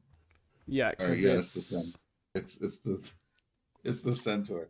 okay. It's right. Does Alright. find traps do anything? Reveal Find anything? traps. You get a sense like if you move anything or touch anything, then some shit's gonna hit the fan. Huh. Nobody Well, touched. Or like if you try to go through any of the other doors leaving this room. Okay. Nobody Booby touched. trap. Nobody move, nobody get hurt.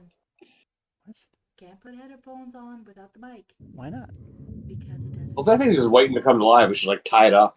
Okay, give me 1 second. I say we let somebody cast I can fix fireball on him or a lightning bolt. I got 2 fireballs ready to go. Let's be preemptive. One is a spell, one is a bonus action. Because if Just Elvator throw told us some about oil. a mutant in his head and detects evil, we should just All right, so why don't we back up like behind the stairs and like let's go back where we came and let go down into the other room and let Basil hit it with a fireball, maybe? I'm backing up already. You just have to say the word back and I'm already there. Hey, does anyone want to throw some oil on it after I hit my fireball? Hit it with the fireballs. I don't have any oil Uh, back. I do. Yeah, No, I have a couple of those oil bombs left. I'm not dexterous enough, so I'm out. Is there anyone that has lots of dexterity? Ruehnar, give me an intelligence check. Okay, hold on a second.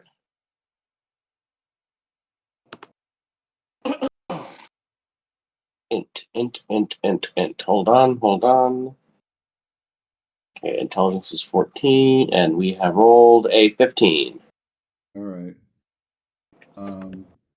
He talks about like pouring oil on the thing, Uh-huh. and you just like said out loud, look, if you touch anything, it's gonna come. No. I said after I hit it with the fireball. Well, after you hit it with fireball, then you're gonna put Yeah. oil on it. Yeah.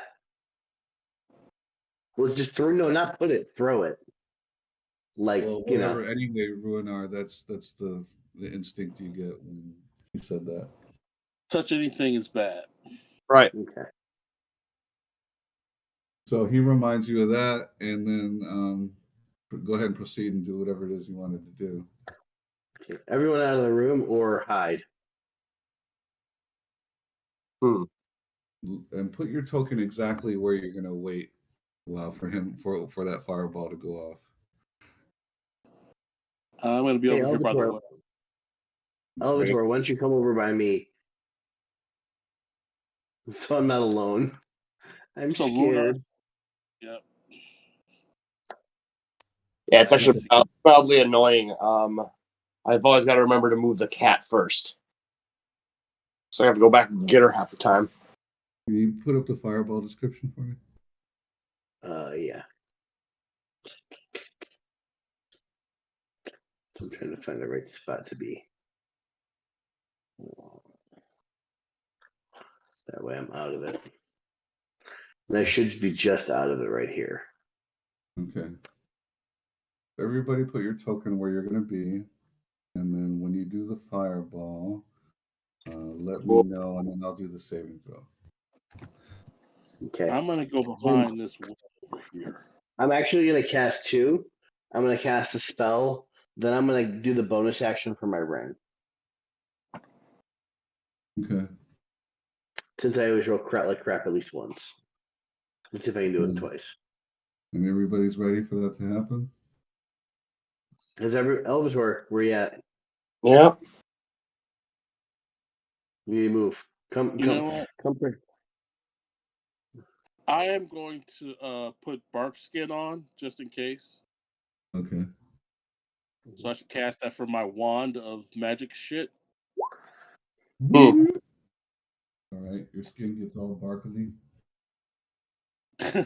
Wait, a 20-foot radius means it's 10 feet on either side, right? It means Yes. Okay. Yeah, big circle around it, area of effect, 20 feet outward from the center. Yeah. So no, No, it's 20 feet. No, it's Radius 20 feet. half. No. Its Yeah, it's circumference 20 is feet 4 feet. total. Yeah. Diameter would The be the radius whole. is half the diameter. And, Yes. Yeah. The radius is Yeah. half the diameter. So. Yep. it's, Yeah. it's Yeah. 40 feet total. 20 is the No, it's radius. 20. No, No, 20. 40, It's look, 40 is the diameter, 20 is the Mhm. radius. Right. so. Am I safe here then? Let's see.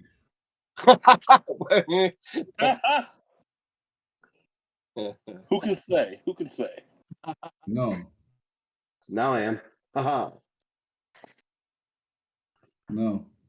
Son of a bitch. Mm-hmm. No. How about now? Can I see it still? No, you can't. Mhm. Not back there. If you have to be there, and even then What you only about- see it briefly. What if I was at the top of the stairs? No, the angle would be off. Okay.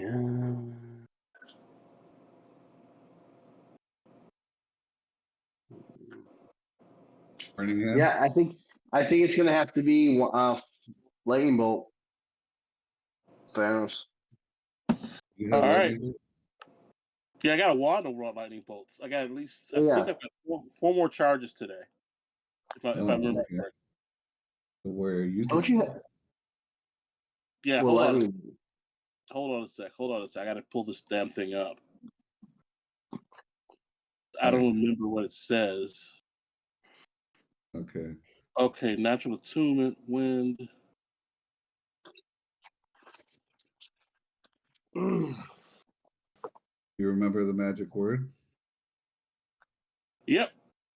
Okay. No. Good. Uh-oh. 7 charges. 1 charge. You cast 3rd level version with 1 charge. 1 gains 1d6. Okay. So I'm just reading the description. Give me one quick sec here.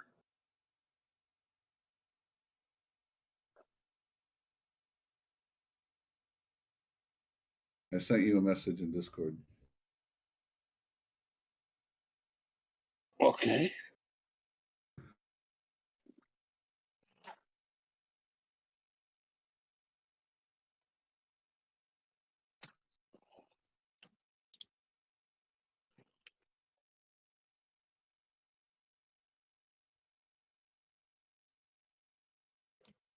Oh, right. That is correct. Okay. All right. I 3-minute break. forgot. 3-minute break. I gotta take a leak. I'll be right back. Yeah.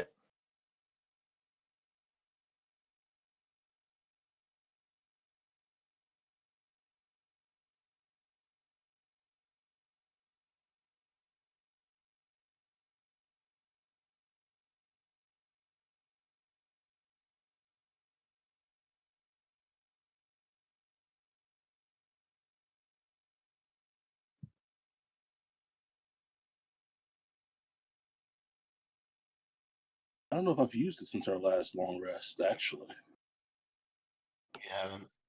You I have don't not. think I have. Wait. No. I've been casting the other new spells. I don't think I've actually used Lightning Bolt wand to cast Lightning today. Which means it still has the 7 charges on it. Can't remember. Guess I was trying to remember. Since I don't remember using it. Since I remember using Blight, Detect, Dispel Magic. I don't think I cast Lightning Bolt because everybody's always in the way. Yeah, I thought you might have used it in the room with the with like the armor doom thing and the snake with wings. See, I don't think I used it there. That's the only chance you would have. Let me check my things. I usually mark off when I've cast a spell. Hold on one quick second. Yeah. Or did you use it with the Ochre Jelly? Light. I've cast Curve Wounds, Healing Word, Spider Climb, Bark Skin, which I just did. I don't see me casting Lightning Bolt today. Okay. I mean, since our last long rest, so I got 7 charges. Yeah, that seems extremely possible to me. Yeah. I usually mark off, even when I cast it from the bond, I'll red dot the Lightning Bolt on here. Right. So I can keep track of it, and I have not cast it. So I can give this guy the full blast. That is 3, 4, 5, 6, 7th level Lightning Bolt I can send out.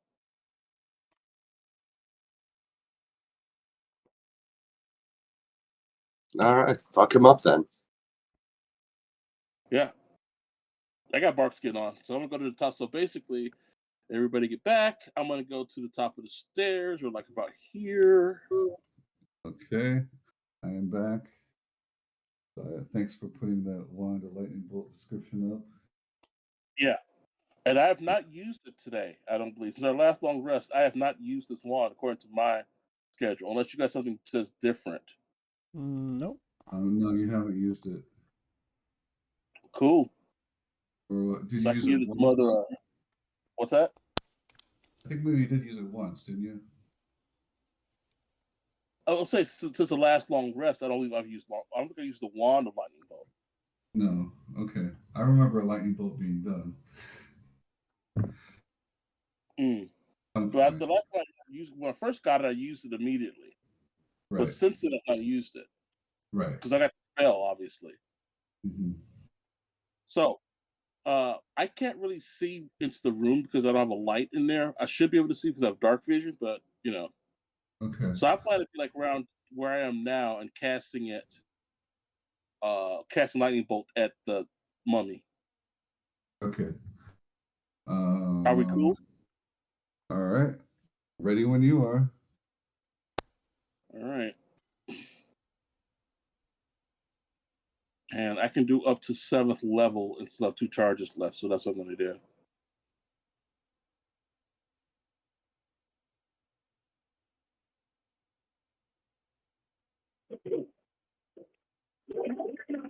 That's a 7th level spell. That's like. What's that? I don't think you should be able to cast a 7th level spell. That's like that's like level 12 or 13 or 14 person. I have so I can cast up to a 5th level then. Because I have 5th level spells already. So I can cast I can cast to a 5th level. So the wand itself casts how it casts. It doesn't do anything based off of your own level, right? Right. It's not my level. You can up the level of the wand? Yes. No. Fireball? Oh, no. Okay. The wand of lightning bolts. The wand of lightning. Yeah, well, it just casts the way it casts. Right? By my level.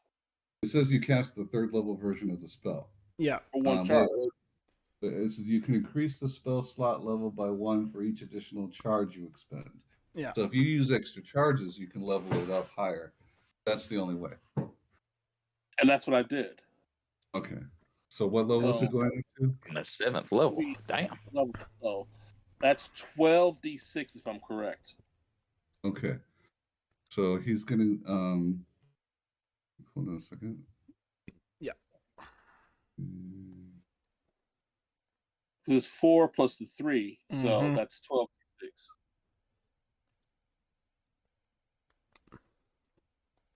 He gets a save, obviously. Yeah. You get a 1 on the Yikes.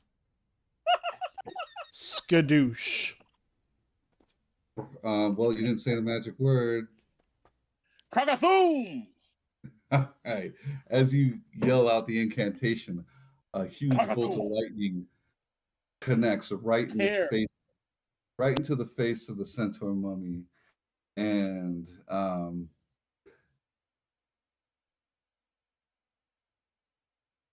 knocks it backwards.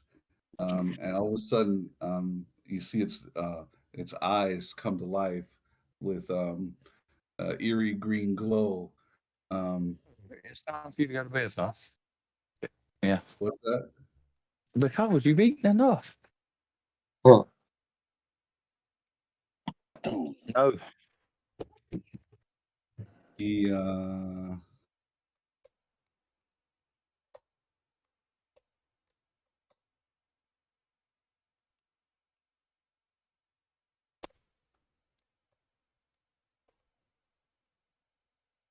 He readies his spear weapon, and everybody roll initiative. Well, Well, that didn't. Let me That's clear. amazing. Sorry, let me clear. Reroll. Tough old bird. Let that dog out. Sure. Yeah, you ain't got nobody to play privately.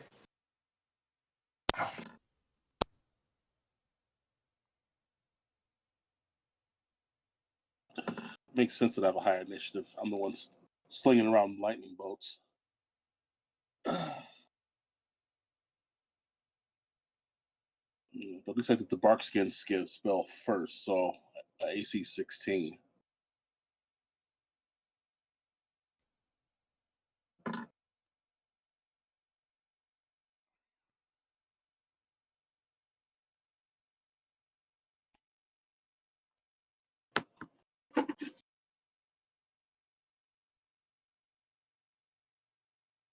So we should be back in the other room now, right?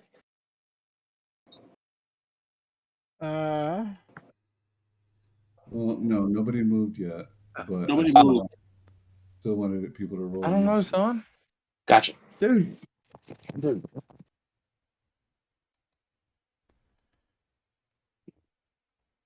I was going to ask where the guy is. Yeah, I was having trouble. But I got All we hear is help. Tiefling accent.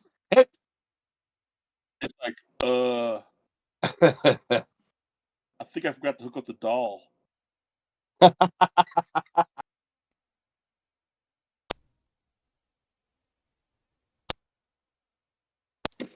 All right.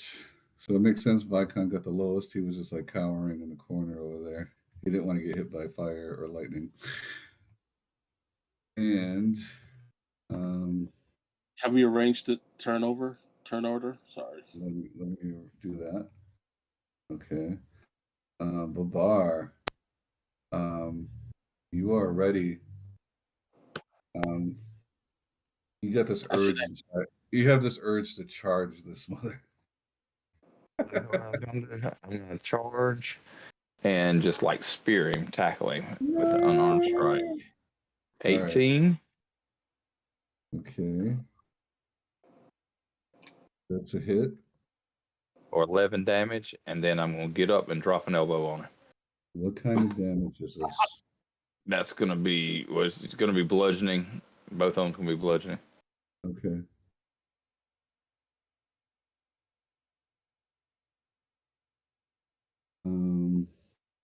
So the 9 misses. So what's the damage from the 18? Is it 5 plus 6?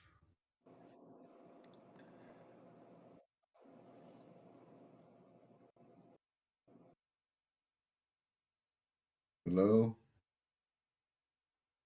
Yes, What? can you hear me? I can hear you now. Okay. Yeah, it's that's 5 plus 6. Okay. Bludgeoning damage. All right. It doesn't seem like it damages him as much as you thought it should have. This guy's really like tough and durable against physical. attacks. That it's magical. Yeah, that didn't matter. It counts as magic, but it's still bludgeoning magic, right? He's resistant to bludgeoning, so.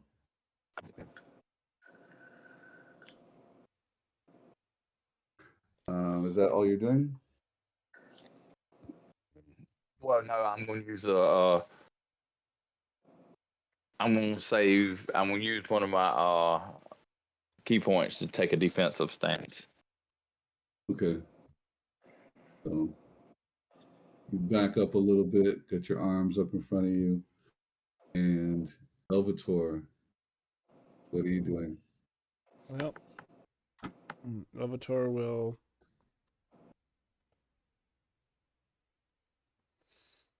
$20 to move into the room. Okay. So the centaur mummy's alive now. Okay. He's got the glowing eyes, and he's very angry. Okay. Well, let's just silence this. I'm going to use my bonus action. Actually, I'm going to go... No, I'll use my bonus action to curse it with my Hexblade's curse, so it doesn't require you to do anything else. Okay. And then I'm going to hit it with my Chardalon's Spite.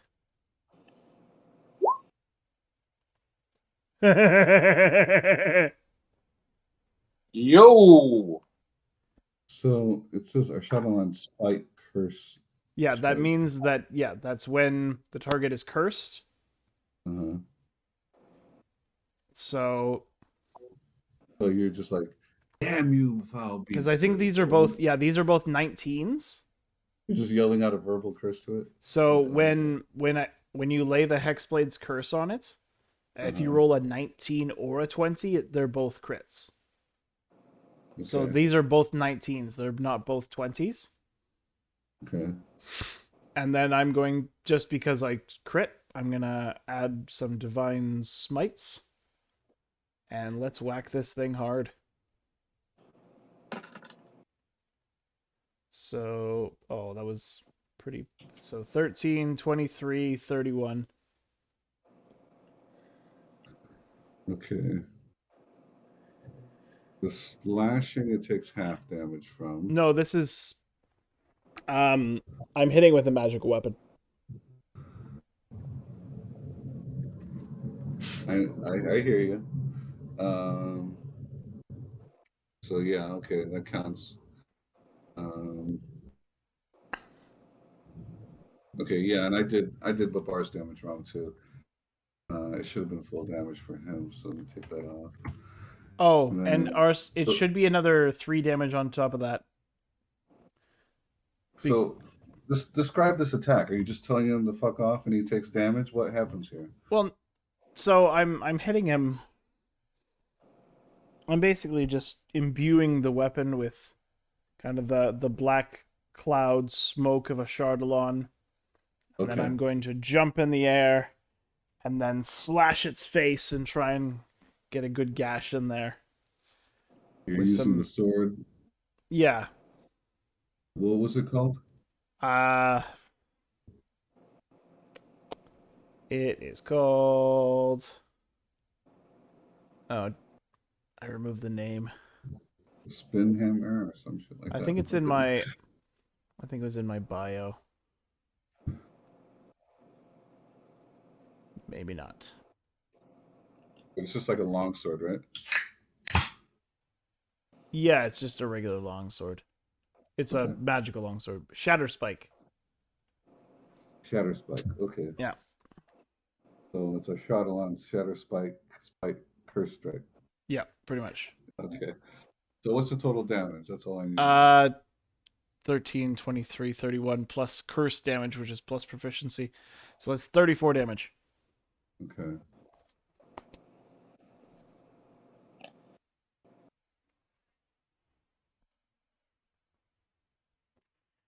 And that was kind of a Okay, meh. so you did this unholy strike to him across his face, Yeah. and his eyes just glow even brighter. His anger gets even more intense. And Theranos, what are you doing? 1 second. Okay. I think I'm going to use my ring and cast Flesh to Stone. Okay. Are you gonna move first? Oh, yeah, sorry. I mean, you don't have to. The range is 60 feet. Yeah, so I'm not going to move. I'm going to just cast it. He's got to save. Okay.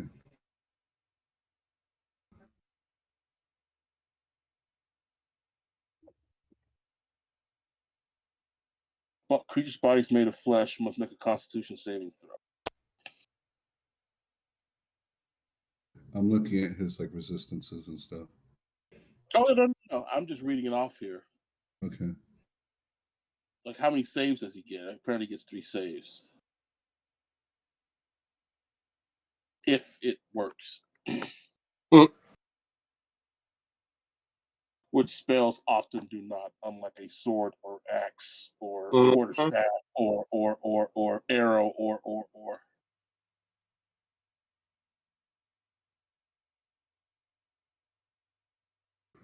So here's a question.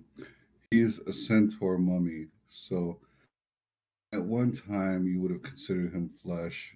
Does that still count since he's mummified? Oh boy! Still have See, flesh. Well, that's a. I think you got to make a ruling here because I can see either way. Honestly, I can't call it because technically it's flesh, but it's already been mummified, so it's kind of hard already. But this spell sort of hold him in place and turn him completely solid. He's still moving though, so I don't know. I mean, is he still gooey or all dried out? Yeah, how fresh is this flesh? Yeah, I mean he's mostly skeletal, and like what is considered what would have been flesh is more of like a hard leather at this point. Yeah. Dried out and everything. But it doesn't say it has to be flesh. It just says specifically what the flesh does. They can still work on something that's not made entirely of flesh, right? Or am I reading this wrong? The target's body is made of flesh. I mean, whoa, nice, right? Nice. Let me do a percentile on this. Okay. And we'll give it a 50-50. So I'm fine with that. A roll of 51 or higher means this could possibly work. Okay, yes, this could possibly work. So no, let me get to the sheet. Nope. What's that? I'm gonna roll his saving throws. All right, that's a fail. It's a 4. Yeah. On a failed save, it begins to harden. So that's it for that. What does it say about 3 saves, though? If it successfully saves against 3 saves, the spell ends. If it fails, it 6 times turn stones.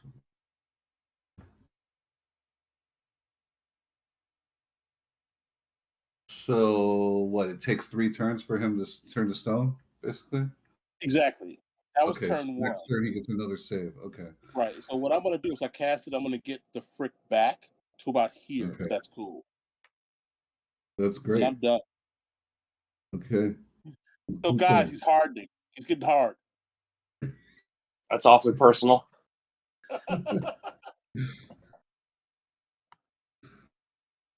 Nice work. All right, who's next? Makuto? Yeah, I guess let's see. So it's run on down. It's gonna be run on down and do the like the jump claw thing. Okay. So it starts with it's the pounce. Starts with a claw. 10. Missed. Missed. Yeah. She goes kind of skittering by, like bounces off, I guess. Yeah. All right. Ruehnar. Okay. And we're just gonna close and do our thing. 27 I'd say that hits. for 16 slashing. Okay. 20 for 13 slashing. And 25 for 10. I'm not sure if that's stabbing. It's probably piercing. Okay. All magical. So all magical. Yeah, you're slashing at him. He's like, rah, rah, rah, rah. So was that 2 in total? And the end of your turn? That's it. 42 total. I don't know if it gets halved or whatever. No, because you're doing all magical attacks. Excellent. And Basil Rathbone, what are you doing? Hiding like the coward you are?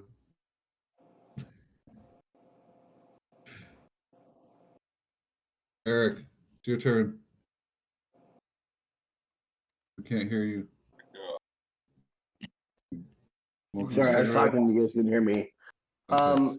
Technical term, is a centaur considered a humanoid? No. No. Okay. Beastie. Then beastie. Okay, then I'm gonna cast haste on Elvator. Okay. I'm assuming you're not resisting. No. Okay. Give it to me, baby. Since you actually rolled in that 20, looks like you could actually hurt him. Well, I didn't actually roll in that 20. Didn't you? No, But when it's I green, I thought. when I curse a target, then I can roll a 19 or a 20 and crit. You would have to move to the top of the steps to see Elvator to cast that spell. Who's at the top of the steps? Okay, Ruehnar, I'm going to cast it on you then. Can I see Ruehnar from the bottom of the steps? Yes. Okay. I'll cast it on you then, Ruehnar. There you go. Okay, what is that? I cast haste on you. +2 AC, advantage on dex saves, and an extra attack. All right. And a bunch of other little perks in there. You feel especially swifter than you've ever been. Aha, gentlemen, start your engines. And it is the centaur's All turn. blades call you the Minuteman now. All right. No. Not your turn yet, Theranos. The centaur looks very pissed offly at the warlock standing in front of him with the blade and gazes at him with a dreadful glare, upon which you gaze into those eyes and you feel something attacking your soul. You start to think of the cleavage of Alanis to protect you. You imagine getting motorboated. Give me a DC 12 wisdom saving throw. Okay.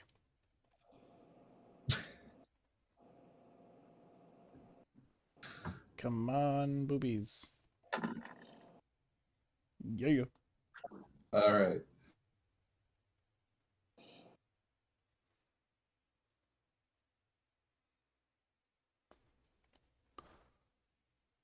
The dreadful glare does not seem to bother you. With that, he is pissed off and tries to hit you with his pike. Yeah, no. Fails. And he does a final attack with his hooves to push back that annoying elephant creature in front of him. And also fails again. He howls in frustration, and it is Vykon's turn. Yeah, so I'm Vykon, gonna hold on. all right.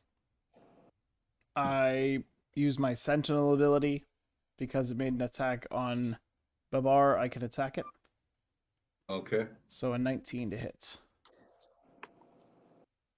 it does. I'm just gonna quickly modify this because it has to. There we go. Cursed target. Oh, and I'm not gonna be doing Divine Smite. There we go. So wacka wacka.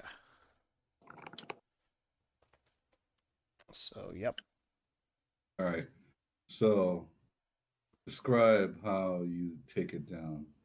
Well, it reared up on its hooves to smack at Babar, and I used that advantage, and I rolled underneath it, and like Samwise killing Shelob, I thrust my sword into its chest, and it fell upon my sword, and it shattered, because that is what Shatter Spike does. All right. Elvator defeats the centaur mummy gloriously as it tries to hit his ally. The pike goes flying off to the side, and the mummy falls down. Elvator rolls out of the way so as to not get crushed. The headdress falls off of the top of the mummy onto the floor. It appears you have defeated the centaur. Woo!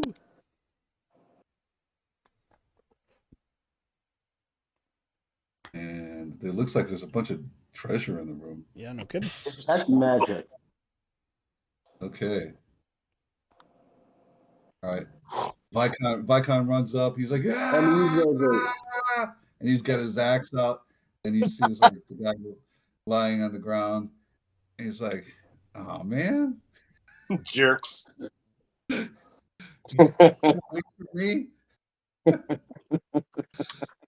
I'm gonna detect magic as a ritual, and then Alright. try to. I've got one scroll and then 3 other identifies in case there's lots of cracker. All right. So it takes a few minutes for that ritual to enact. In the meantime, um, Theranos, what are you doing? You're still back there. As far as I remember, this room is still booby trapped, so I'm gonna sort of stay out of the room, stop at the stairs, and do a bit of prayer myself to Asmodeus for guidance. Okay. I'm not going in right now. All right. You hear Vykon complaining, like, "Oh man, you guys couldn't wait for me." Jackasses. You sons of bitches.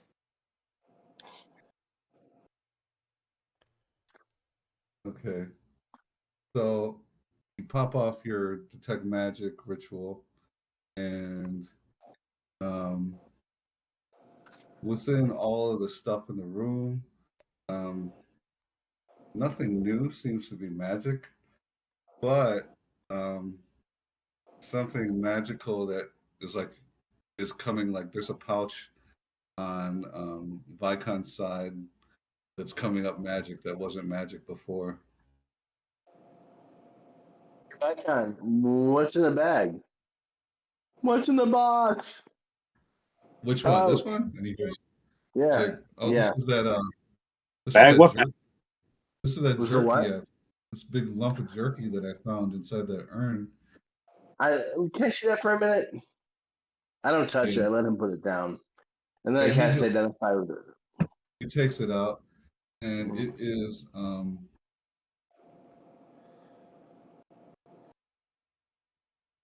let me go back and find it.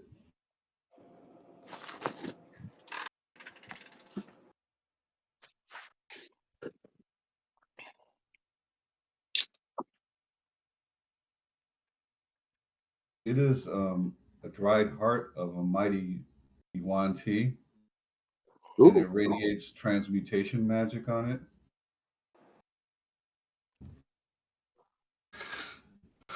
Well,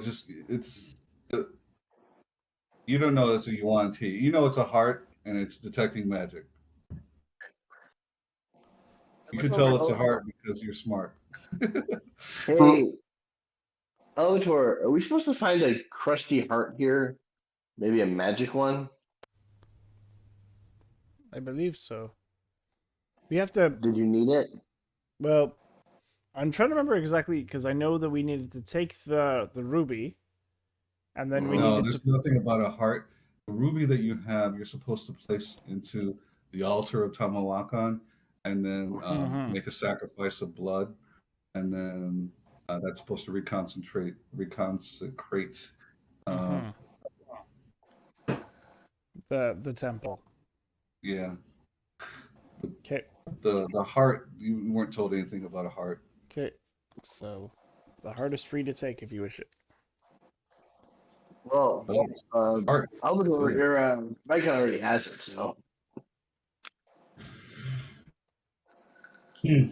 What does it do? I kind of asked. It's just a magic jerky heart. That's all I know. Oh, is it like an apple? Does it really heal everything?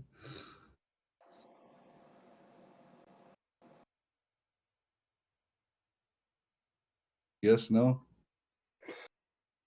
It's just a heart. Well, you said it was I don't magic, know. though. Yeah, but it doesn't tell you. I mean, I hit identify. It doesn't tell me anything, so I don't know what the hell to do with it. Well, no, Just you have just to give it to. did you do identify on it? Yeah, I did identify on it. Oh, okay, sorry. Um, if it's eaten, he would have the ability to speak with snakes, yuan-ti, and dragons permanently. Oh, it says I need to eat it.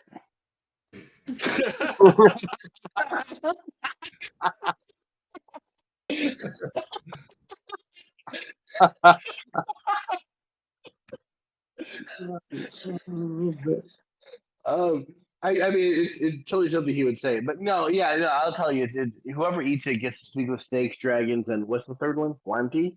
Yuan-ti, yeah. You want tea? Okay.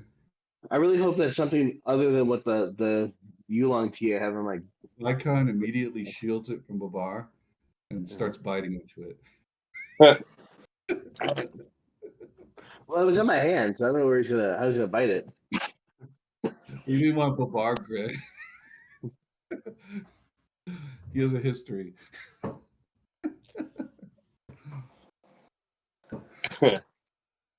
But Crunch. everything else you see in the room after doing some checking, which I would assume that you're going to do, yields the following treasure. So mark it down. Um, junk jewelry is 80 gold pieces. Who's got Um, that? in two urns buried beneath the stones are two crushed silver masks worth 25 gold each, or a total of 50. There's an electrum serpent bracelet. It's looking pretty cool. It's worth about 50 gold pieces. And there's a broken marble statue of a monkey, but it's probably still worth the marble to, somebody could get 50 gold pieces for it.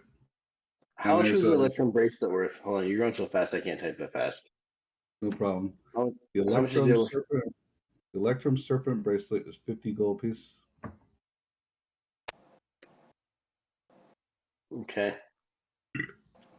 The broken marble statue of a monkey, 50 gold piece. Okay.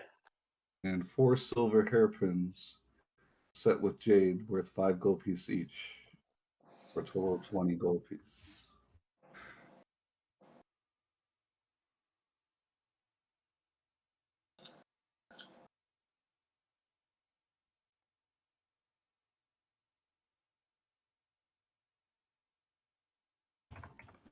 Okay.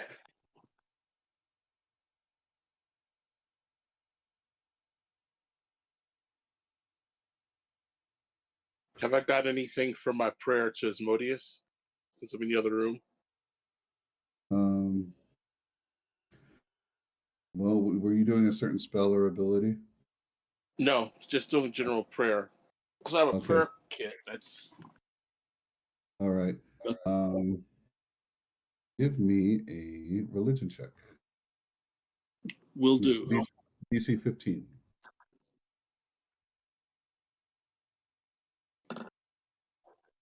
Okay.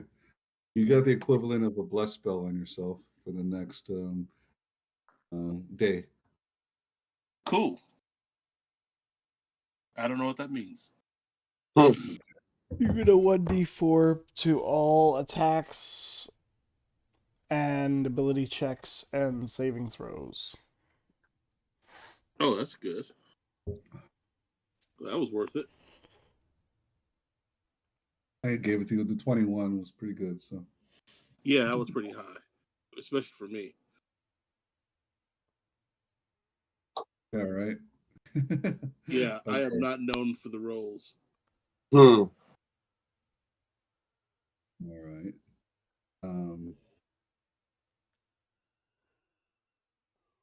Does anybody else want to do anything else? We thoroughly searched the room. There's nothing else, right? We went back here. We checked everywhere. Anybody else want this dude's pike? Was it magic at all? No. Is it fancy and worth money? It is fancy. It is worth money. It has that cool wavy silvery blade at the tip, so it's like probably like a triple whatever a regular pike would go for. Anyone wants it?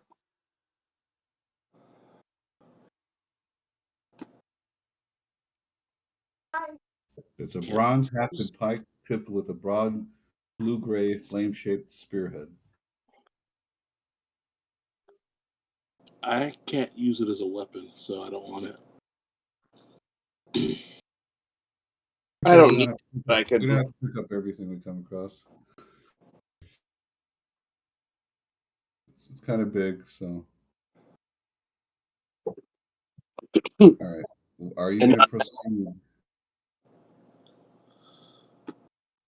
What are you guys doing from here? Search the room thoroughly. Look for other exits. Okay, give me an investigation check.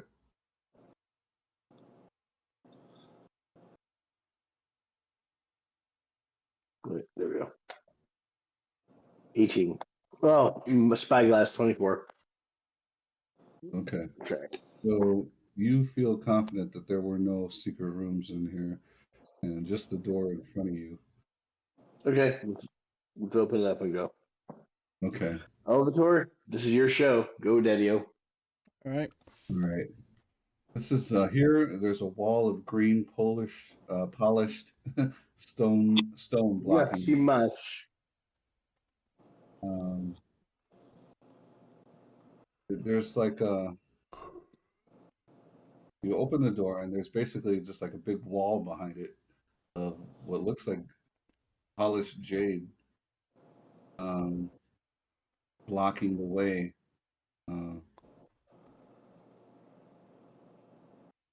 That's all you can tell just by looking at it.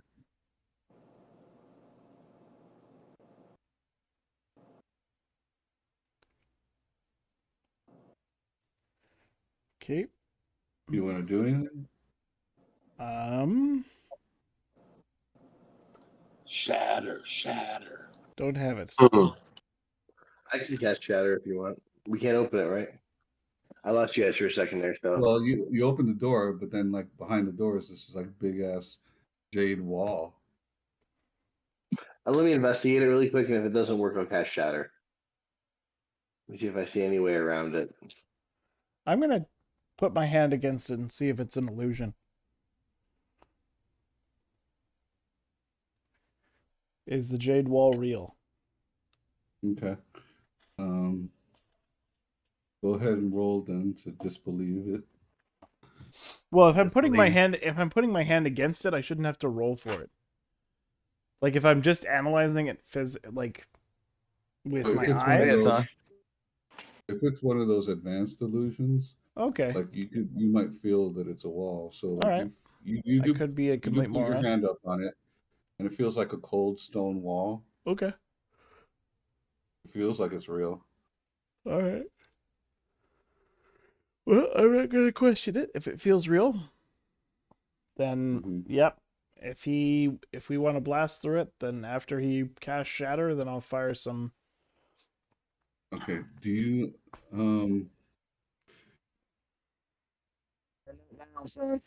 Basil?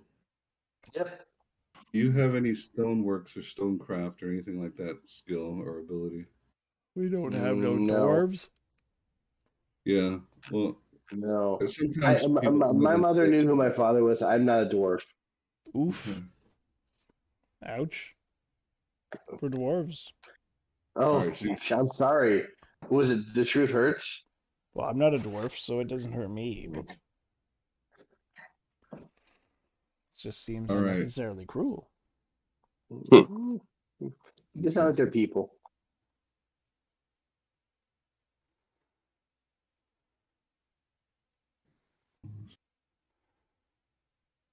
Wait, stone shape. Oh, cool.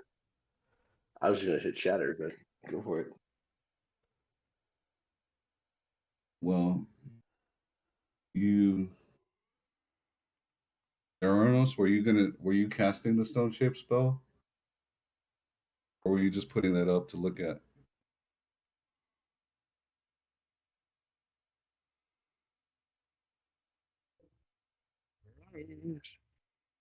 Ramon, are you there?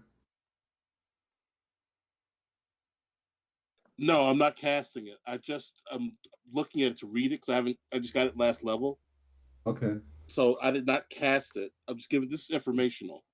Okay, no I'm problem. glad I know That's you what have it. wanted I to was find looking out. at getting that next level. Okay, so are you casting Shatter on it then, Basil? I'll cast Shatter on it, yeah. Okay.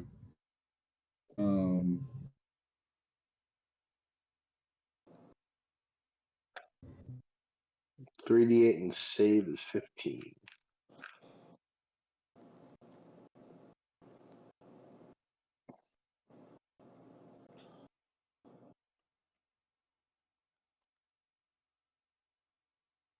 Stone objects of medium size or smaller. Section of stone 5 feet.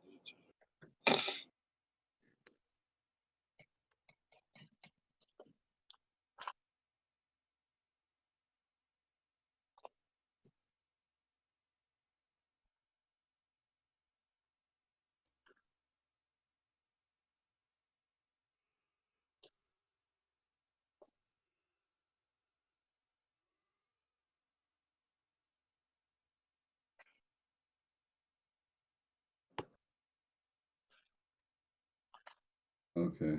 All right, so the stone wall does shatter, breaks into a bunch of pieces, blasting backwards into the room.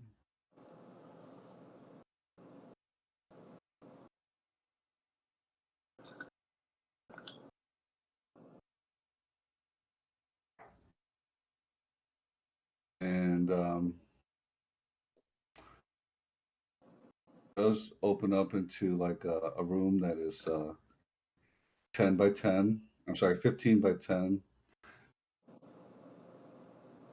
And then there's a long corridor straight ahead that's about 5 foot wide. And you feel like wind coming your way from that direction, from the corridor. You guys want me to go first so I can use investigate, or do you just...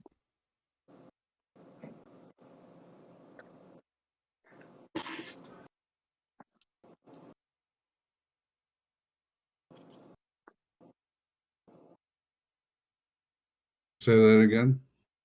Do you guys want me to go first and use investigate, or does someone else want to lead off?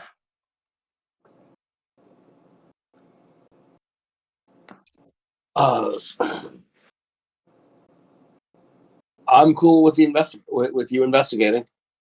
Okay, I'll go forward. Okay. I'm taking my time. looking around, doing a checking out thing. All right. So once you move ahead to the area that's just 5 foot wide, the passage is dry and dusty, and it shows no signs of having been used for ages. Near the top of the corridor walls, about 3 feet from the ceiling, stone lintels run the length of the passage. Corridor I'm gonna abruptly check widens. each one of them. Go on. Sorry.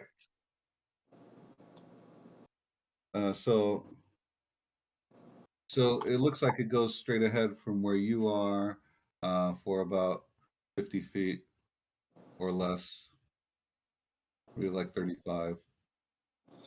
Okay. Let me know if you want me to do any investigation rolls. I'm checking everything. Okay. I'm checking all the stone lintels for secret trips, passages, entrances, whatever. Okay. Vykon will follow behind you. So you keep on going down the corridor? Yeah, I keep investigating. I'm not going quick though. I'm Scooby doing it the whole way. Okay. Magnifying glass and horn yards. All right. Give me an investigation check.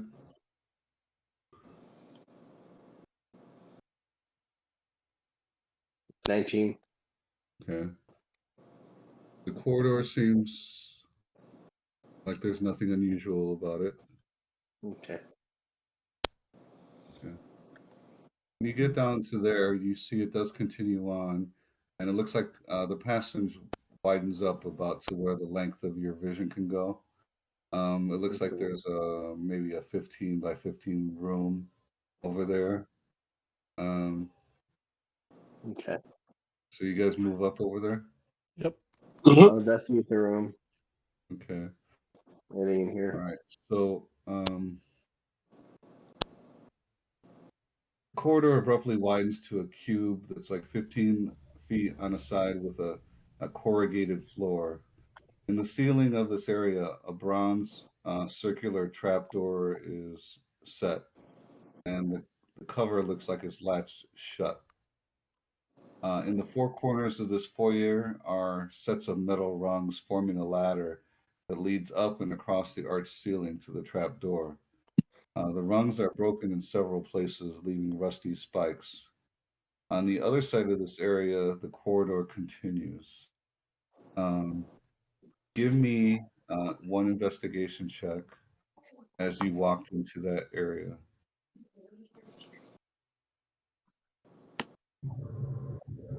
27.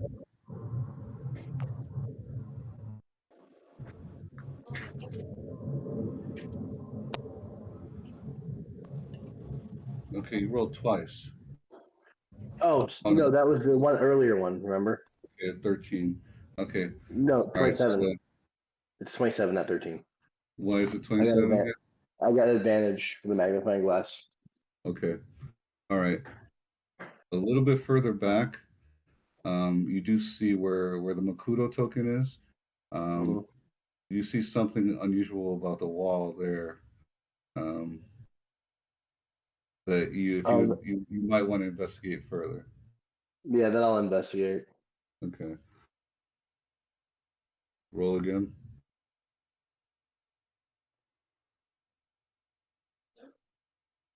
Okay. 28. Yeah, there's definitely a secret door there. I'll look for the handle. Okay, hold on a second.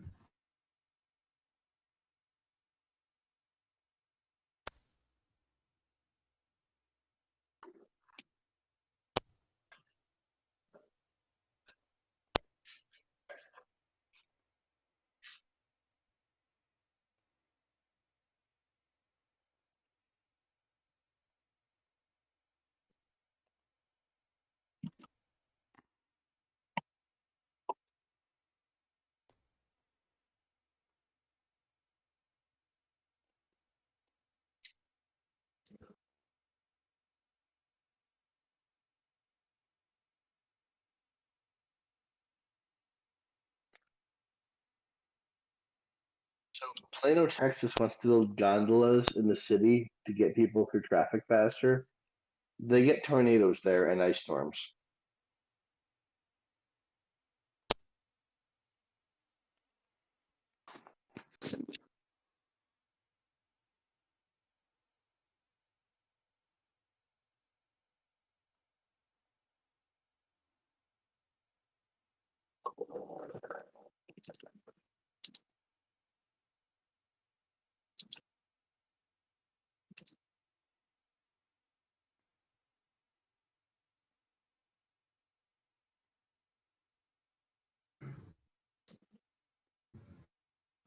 Okay, it looks like that there is some sort of there's a hole or something has to be inserted that would catch a latch. How big is the something? I've got. No, Babar, put your pants back on. Looks like it's a large key hole. Hey, Babar, come here. Bring your bling. Okay. Is that the Okay. key? It's not that size. You want to try the key, Babar? Yeah. Yes. Okay. So you put the key in there, and you hear a cha-chunk. You remove the key, and then the stone slab just like slowly lowers to the floor until it's flush with the floor. And there is indeed a little secret kind of like zigzag corridor in there, about 5 foot wide. You want me to go and check it out? We probably What's going on? should. Okay. I'll investigate it. Okay. All right. Well, you see little zigzag corridor there, and if you move up a little more, there seems to be a door, which goes to the right side of the wall there. Okay. Open it and see what it's in there. What's in there? Okay.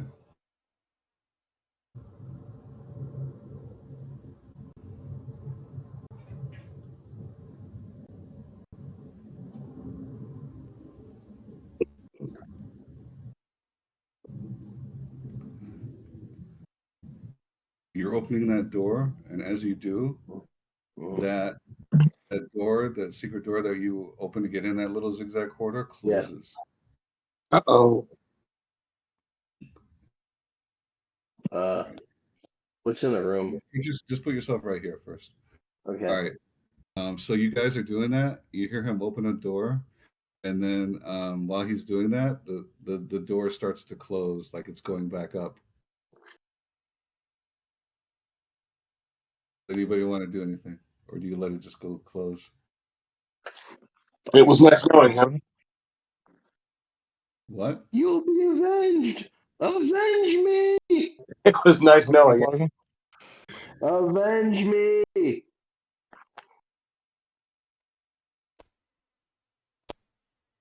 Okay. Well.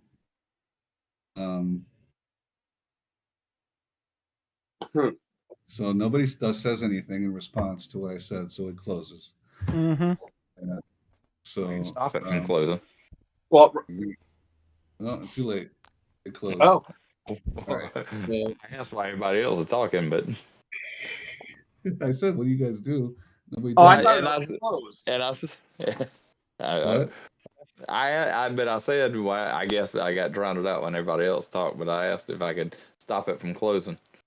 Okay, fine. So you run over there and you try to hold it down or stand on top of it. What do you do? Closing left to right, or is it closing up to down, or? It went flush with the floor and now it's starting to rise back up. Oh, Yeah, I'll try to hold it down, I guess. Okay. Give me a strength check. I will help. You got to beat a DC Far. 20. I didn't beat it. Ooh. Okay. I guess I will try to help. All right, you try to help. Same thing. Oh, 20? Mm-hmm. Yeah, DC Strength 20. check. Do that.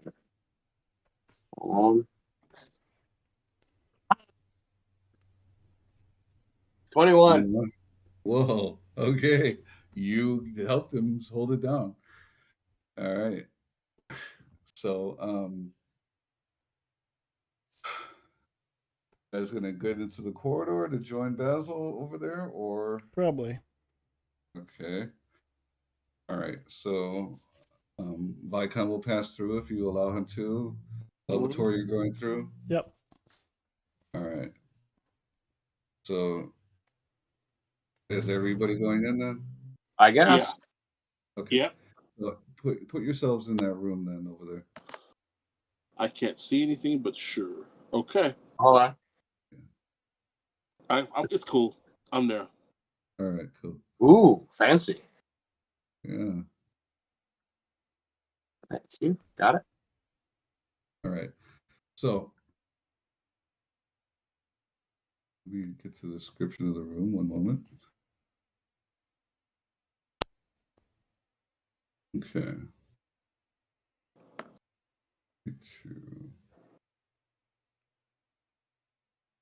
The walls of this chamber are painted black, while the floor is inlaid with a colorful mosaic of strange gods cavorting and leaping around the sun. An alcove in the center of the eastern wall is masked by a curtain of shells and beads. Um,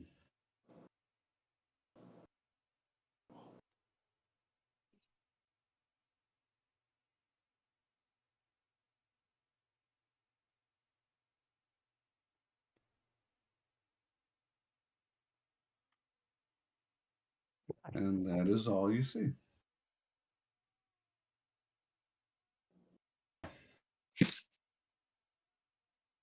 What would you like to do? Did somebody leave the room?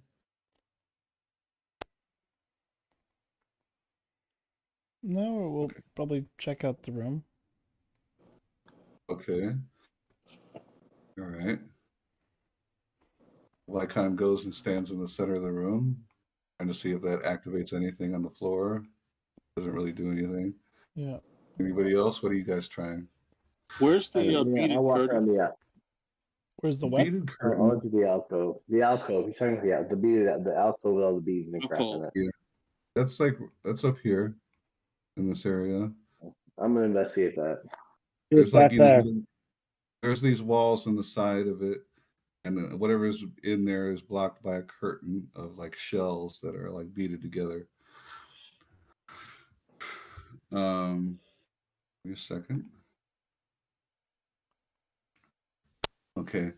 It seems like there's a string that can with a pulley on the side. Basil. Mm-hmm. It looks I'll like. pull it. All right. It looks Yeah. like that retracts the curtain open.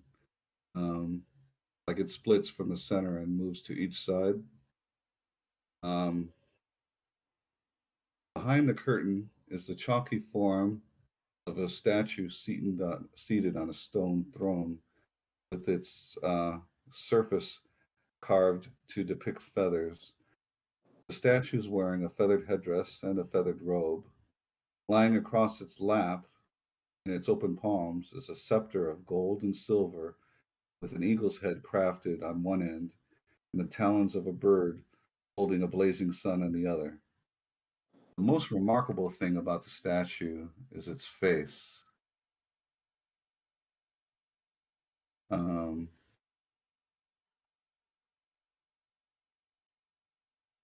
the statue has a face that looks exactly like Basil. Smash it! It's ugly. Kill it. Is it wearing a dumb hat? Yeah. Well, if it Yes. looks exactly like Basil, then but it's a feathered. It's like a feathered hat. It's a feathered Mickey Mouse Fantasia hat, yeah. which Well- somehow makes it look less stupid. If it has the same face as Basil, then something is off-putting about it, and so I'm gonna divine sense it.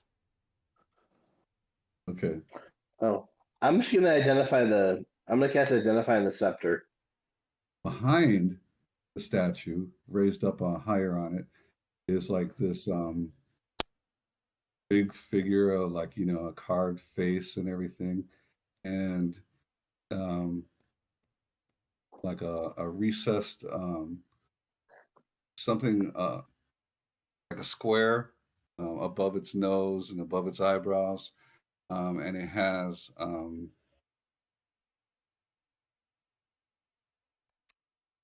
what appears to be a housing for what you think where the ruby is supposed to go. Mm. Mm. Well, okay. What was the reaction to my divine sense? Your divine sense picked up something demonic. Okay, well, let's blow this thing up. Let's put the ruby on the stand and let's get out of this popsicle stand. Okay. Let me show you something, because as you as this all just like comes to mind, this is what happens. That creature comes to life, and the dude sitting on the throne is basically that dude right there. Yeah. So he got ugly and doesn't look like me anymore. So sad. He did look I like run you, away. but then when you guys look closer, he got pissed off and turned into that dude. All right, hold on. Everybody roll initiative once I bring up the little thingy. Okay.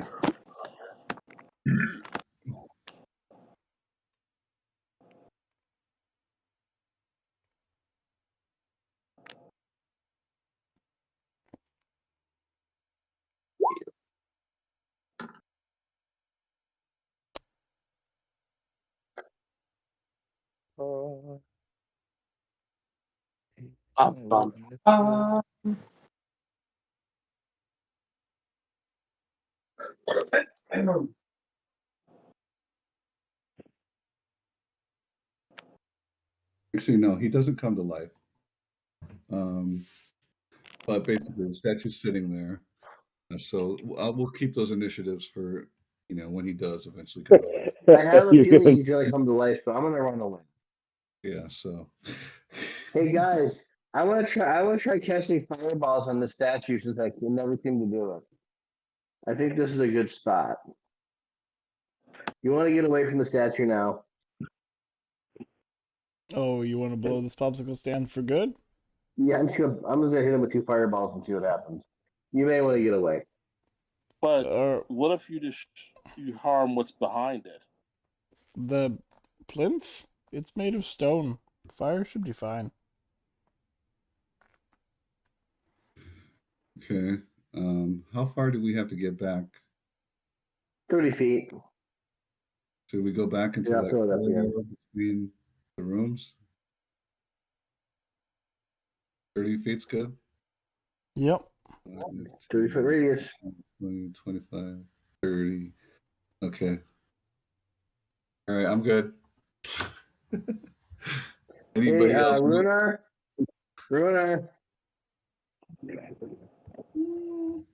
Hey, Theranos, you tried to go back out when you tried to go back out that way. Yeah, you don't. There's a keyhole on that side too, and you're not able to get out unless you put the key. Can't in get the out. Key. Yeah. Okay, then I'm not out. Okay, but you're in that corridor right there. Yeah. Okay. Okay, hey, So, Ruehnar, can you do me a favor and hit it with an arrow first? See if it'll wake up. Then I'll hit it right away with a fireball. Hold on. As I start to cast, just release your arrow. That way I can hit it with a fireball. And so as I start to cast, you hit it with an arrow. And then I'm going to hit it with 2 fireballs. Bloop and bloop. okay. You hit it with an arrow, and let me see. Oh, you're hungry. All right. Yeah.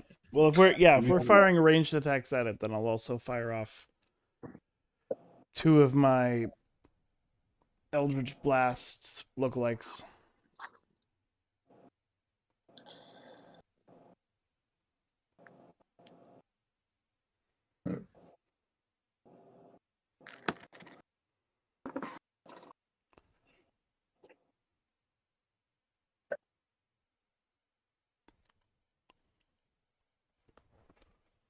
So I'll be right back. Okay.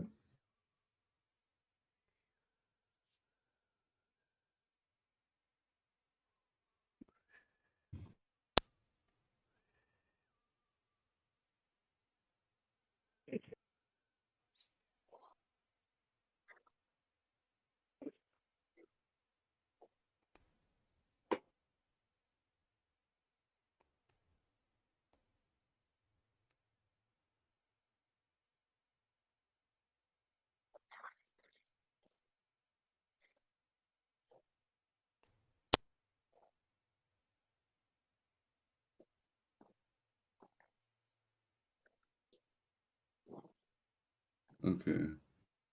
So that dude's basically just a statue sitting on that thing right now. With the face, it still has the face of Basil.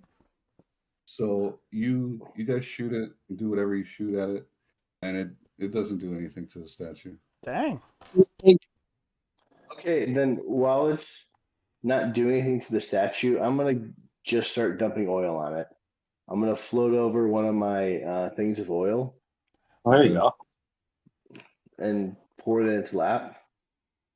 So that's 4 pints of oil. Doesn't do anything. It covers it in oil. Okay, I'm gonna pour another one. So that's 8 pints of oil. Okay, its feathers get all like oily. And then I'm gonna pour 4 vials of acid. I'm behind it. I'm gonna drop it behind it, so it gets splattered with acid on its back, and that should count as an attack too. 0 that. Now I'm just curious what's gonna happen.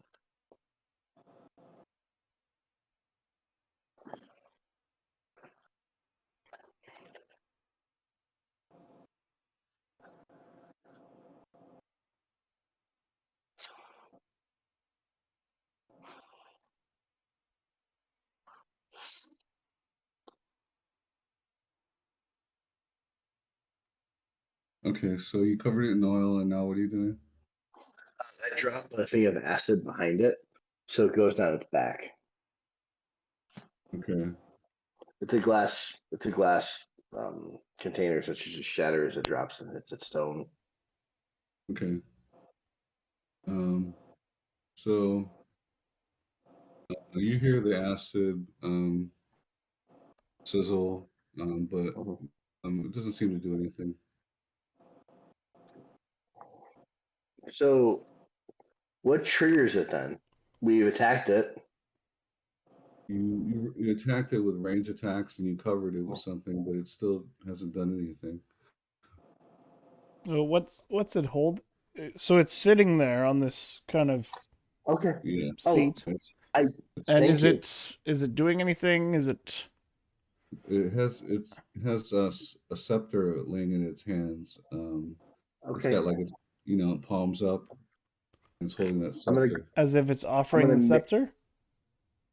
It's just like it's holding them with palms up. Okay. That's all. Have we identified this scepter? Hand. Okay. Actually, no, I tried earlier. You tried to grab it with Mage Hand earlier? No, I tried to identify her and I no Herbie, so I just gave up. Okay, well, but let me grab it with Mage Hand. Yeah, pick it up with Mage Hand. Any change? Okay.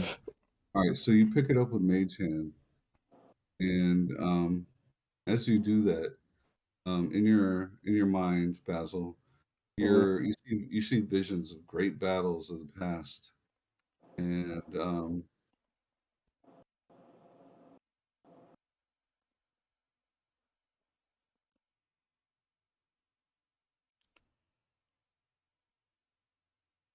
let's see something.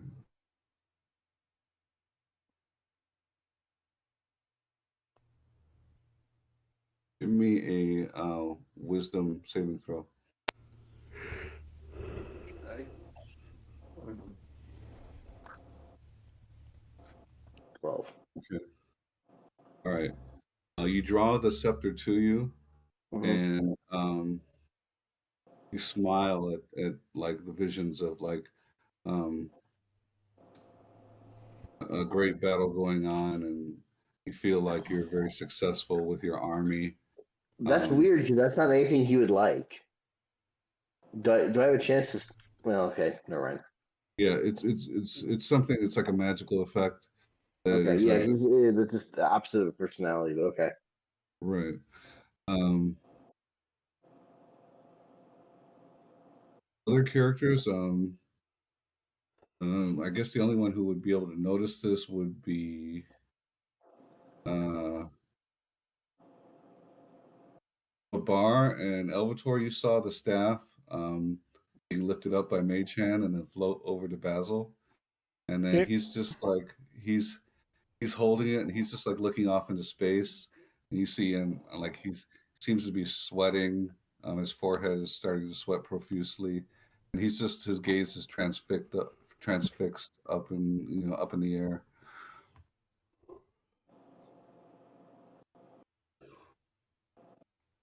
Okay then. Hold on a second.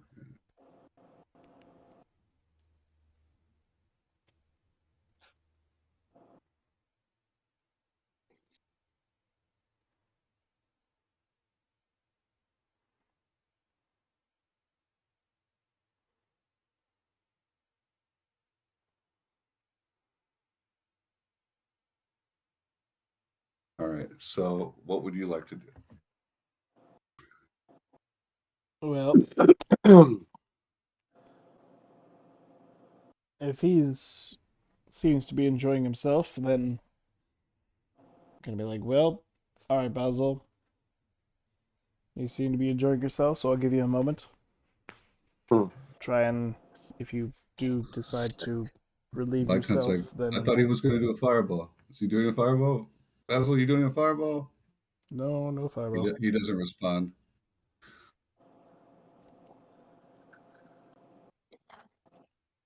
Anybody else doing anything?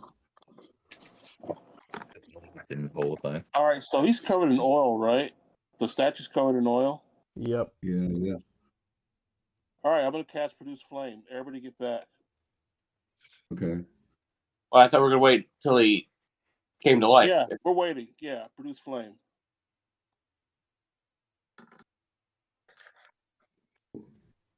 Okay. So you produce flame, and the oil on the statue ignites, and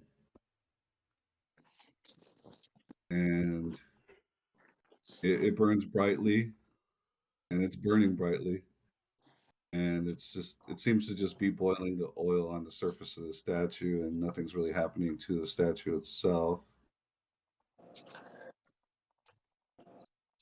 Anybody want to try anything else? Well, good. That explains. I want to see if the fire would have worked, so now I know. Mm-hmm. Right. Okay. After about 30 seconds goes by, it looks like Basil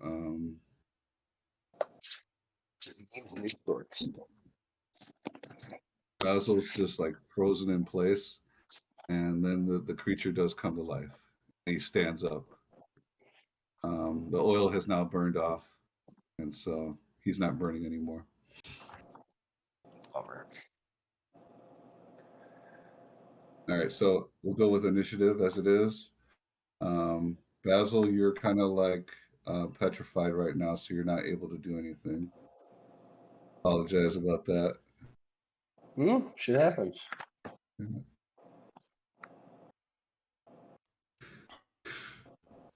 All right. So the first one will be this dude, and his name is Nawal. And he stands up and he roars a mighty roar. Um,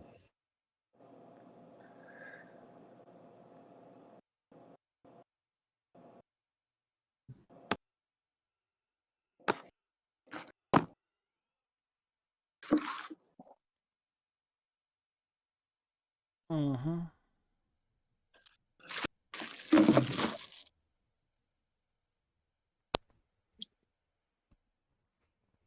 He has a big knockout with you, just like Ruinar's, but much larger. And he charges over here. 1, 2, and attacks Elvator.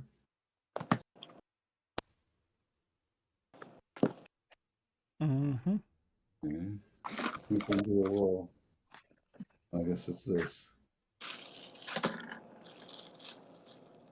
Yep. 19 hit you? 19 does. Okay. And he gets 2 melee attacks, so he's going to go for another one. All right. That probably misses. So Yep. he give you 8 points of damage. Yep. So he's gonna have to. So two things happen to him. The first one is that as soon as he hits me with that slam attack, my second level casting of Armor of Agathes releases upon him, and he takes 10 cold damage. And then I'm going to use one of the spells in my Ring of Spell Storing and get him to do a dex save, and I will cast Hellish Rebuke at him at level 1.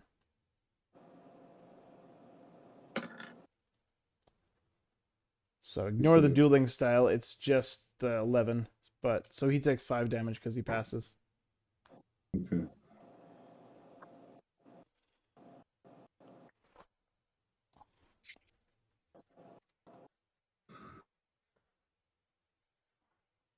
All right, Vykon's turn. Vykon is going to rage and run over here for a flank maneuver.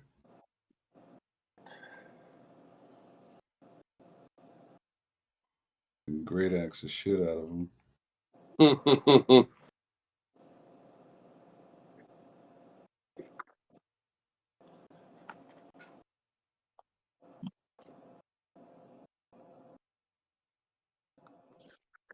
That's a hit, and he's going to go for. He's got 2 more attacks because he's raging. That's a miss. That's a miss.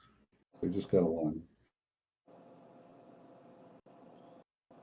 for 12 points.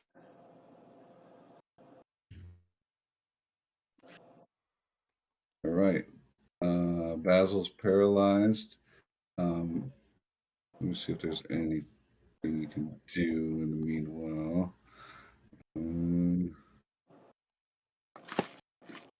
Okay, no, you can't do something unless somebody does something specific. But it is Babar's turn.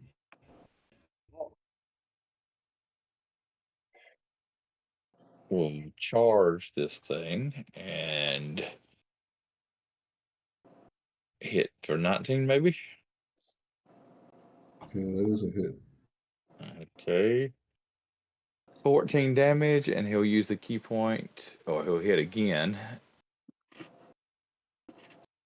And the charge doesn't, so that's 4 extra damage, and then he'll use the key point to make 2 more unarmed strikes. Miss, and that will be, so 9, 4, and 14. So 13 and 14 is 27 damage altogether. All right. Now, is there like pushback effect on the charge? No, I can either do the damage or the pushback. Okay. Or the pushback, yeah. All right. So total damage is what? 27.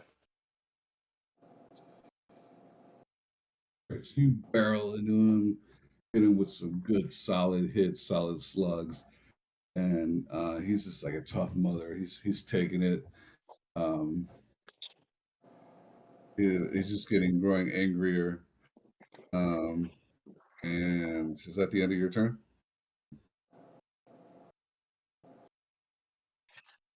Yes, no?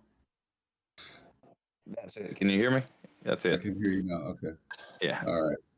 That's putting up Theranos. Okay, I noticed that Basil was sweating and shaking and starting to wet himself, and so I go over to him and try to knock, Moisten and moistening. and I try to knock the thing out of his hands with my quarterstaff. Okay. One second. It was never in my hand. Oh, It was, you brought yeah. you lost. Yes, it I is. would know. Yeah, I never would have put it in my hand. That's the whole reason why I used the mage hand. Your mage hand pulled it back to you once you like started going into Oh, okay. possession. Um,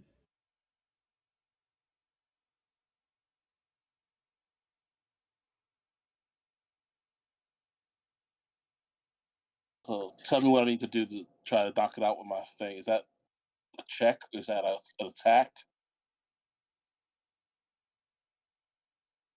no, I'm gonna give that to you automatically. I'm just checking to see the effect. Okay. Okay. All right. So yeah, you knocked it out of his hands, and it clanks to the floor in front of you. But looks like he's still transfixed. Like there's still something else you got to do to release him. Give me a Arcana check. All right. You have Arcana as a skill? It's not a skill, but it's listed on my thing here. Oh, well. You're not proficient in it. Okay. Nope. All right. You can also give me a religion check. Oh, I'm better at religion. Hold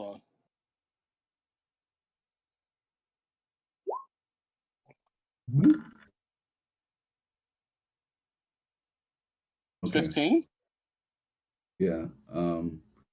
You do feel like if this is like a curse thing, um, then you have to return the curse to its origin. Meaning, like you have to like give it back to the dude some Oh, way. wow. Okay. Yeah, but that means I'd have to pick it up, right? Yeah, you have to pick it up.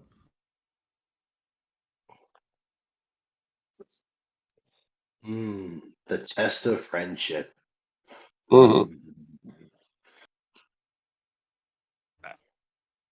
Okay. Fucking. Next turn is Makuto. Let's see.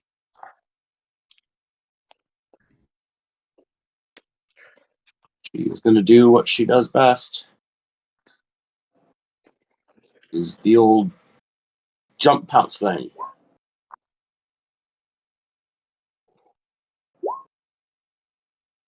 Okay, the 11? the 26 hit. No, I don't know what that was. That was a stealth roll. I think that was an accident. So it's the 11. The 11 missed. Okay. So this is apparently what he does Then best. you, Ruehnar. And we're gonna get all stabby. Stabby, stabby. Okay. 14. That's a hit. First one does 8. 11. Okay. Is that a hit or a miss? Makuto is a 11's a miss. Okay. Ooh, miss. So 8 total. Wah, wah, wah. All right. Not a problem. Elvator.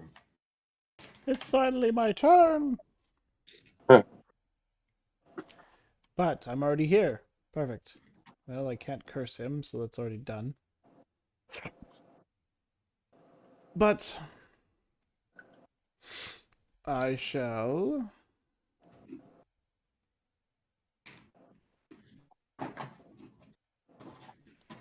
I'll hit him with the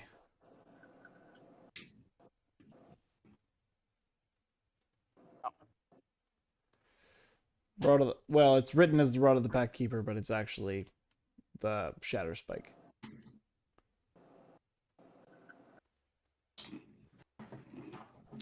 So I'll actually use one of my spells and I'll cast Hex as a bonus action. And then I shall swing with advantage. 26 to hit with advantage. That's a hit. And just because he's endangering our friend, I shall add some smites. Smites! Oh, that was pathetic. You coming in? Going out? What you doing? So, yeah, even with Divine Smite and Hex and all of that, it was still only 17 damage. Ow. So that's it. That's my turn. Okay.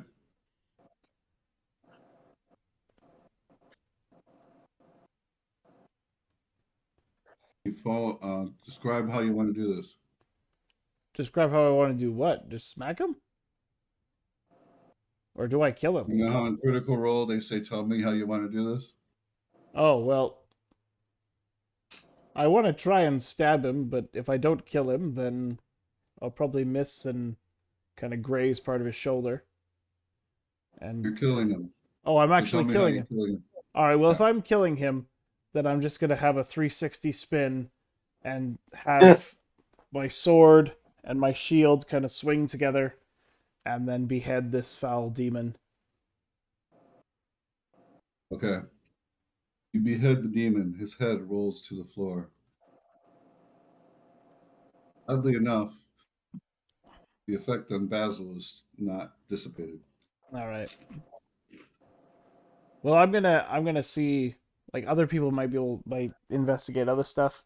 I'm gonna see if unfreezing Basil has something to do with returning him or his head. So I'm gonna take his head and like stick my sword with it and like put the head back on his seat and see if that does anything.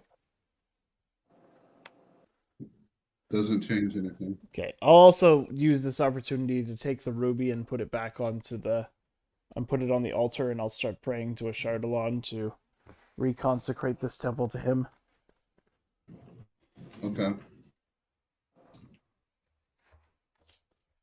As he's approaching the altar with the ruby, is anybody else going to do anything to like prevent that or support it?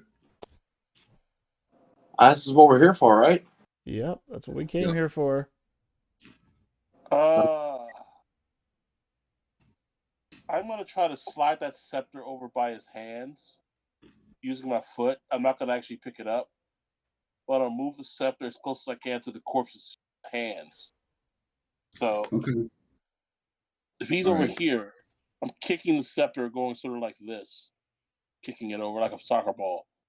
Yeah. All right. So you kick the scepter over. You have it touching the creature. When it touches the creature, he returns to stone, and then Basil snaps out of it. Ah, well done. Broke the spell. Aha. Fireball. Oh wait. Hey, how you doing? All right, Elvator. You place the ruby in its place into the housing up on the statue. You start saying your prayers. You know that this is the time where it asks for a blood sacrifice. Yeah. Well, I'm gonna see if I can, since taking the head didn't do anything. Well, but the head's already turned back to stone. So I will take off my gauntlet, and I shall cut my hand, and I shall bleed onto the altar.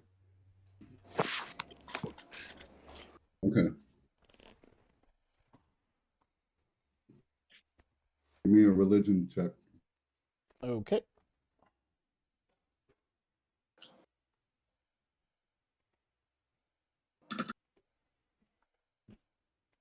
Nat 20. Mother. Ashardalon is pleased. All right, so there's a rumbling in the room. Dust starts like coming off the ceilings, and there's cracks in the walls, and corners of the room, which had empty places for oil lamps, light up with fire, and in the statue on the walls, the eyes start lighting up, and yeah, the ruby starts glowing, and you feel like a pulsing from the ruby and from the face of the statue. Um, you can feel this energy just vibrating like wom wom wom wom wom wom wom wom, and it seems like the whole pyramid just starts to slowly echo with energy, and it gets very loud for a long bit of time. Um, One moment.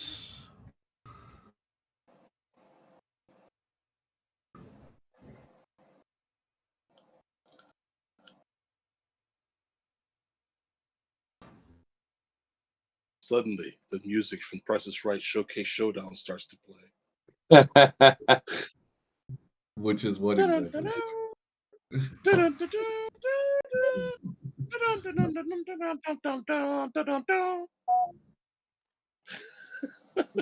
Right. We pay your loyalty, we give you death. The center carving on the floor with the different tiles and the mosaic and everything, it starts to raise and like different kinds of levels. With the tallest part at the center, and Theranos is standing on top of it once it starts moving. Do you try to stay on it, or do you jump off of it? I'm going to stay on it. Okay. I'm from the mountains. Heights don't bother me. All right, no problem. Give me a dex check. Show. Sorry, I got a sheet. No.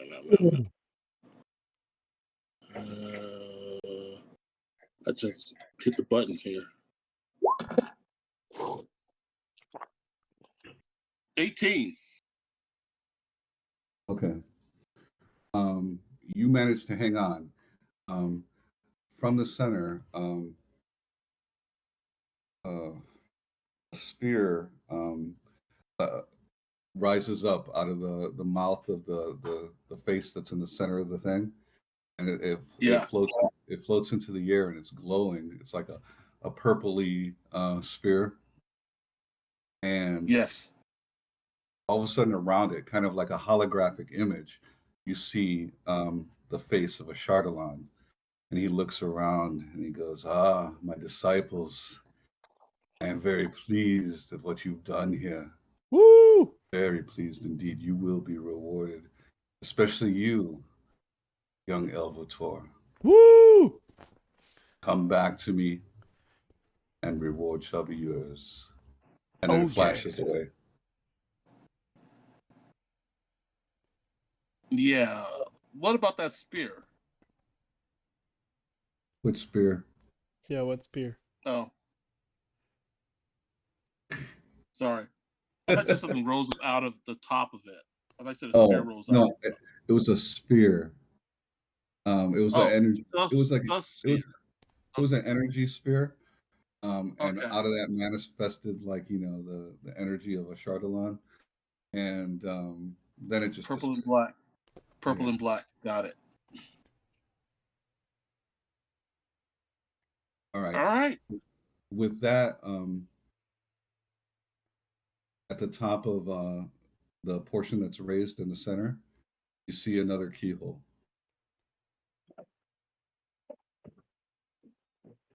Is it the same key that we used to get in this place? You're guessing it might have something to do with that key, yeah. All right, well, let's try it. Okay. Is everybody going to stand around the raised portion of the room while you do that? I'm already in, so. Okay. Sure. Vykon's on it. Okay. Yep. Okay, so you all go to the center, stand around it. Babar, you want to put the key in the top of the platform?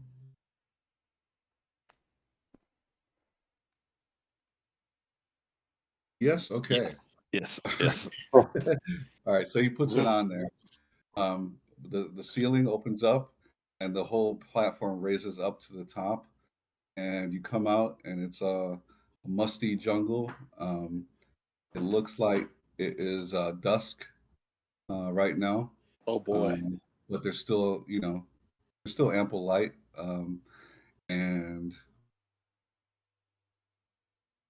you basically rise to the top of the pyramid, and you are now outside. We have done it. You have completed the Temple of Tamaochan. Tamaochan. We have completed Tamaochan and level up to level 8. Group effort. How about it? Yeah. Everybody helped. Yes. And then Vykon just like looks at the party and he goes, "Yes, but what at what cost?" No cost. Things are great. All right. So you basically make your way back out of the jungle over to the coast. You have to fight a couple of natives here and there.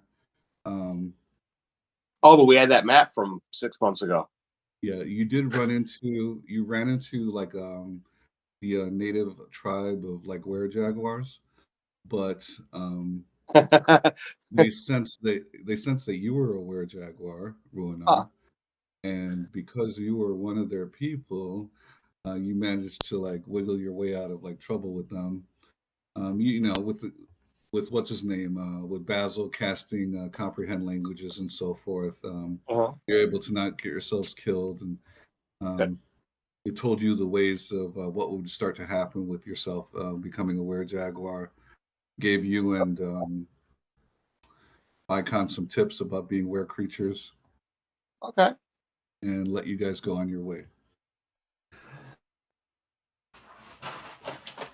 So yeah, they did confirm that you were cursed, but you were the only one other than Vykon who was a were creature. Who he knows.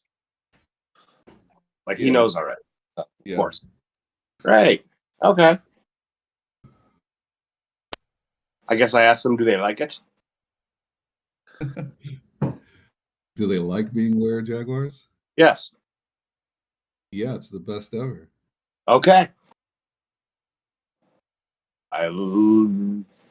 We shall see you again, my brothers.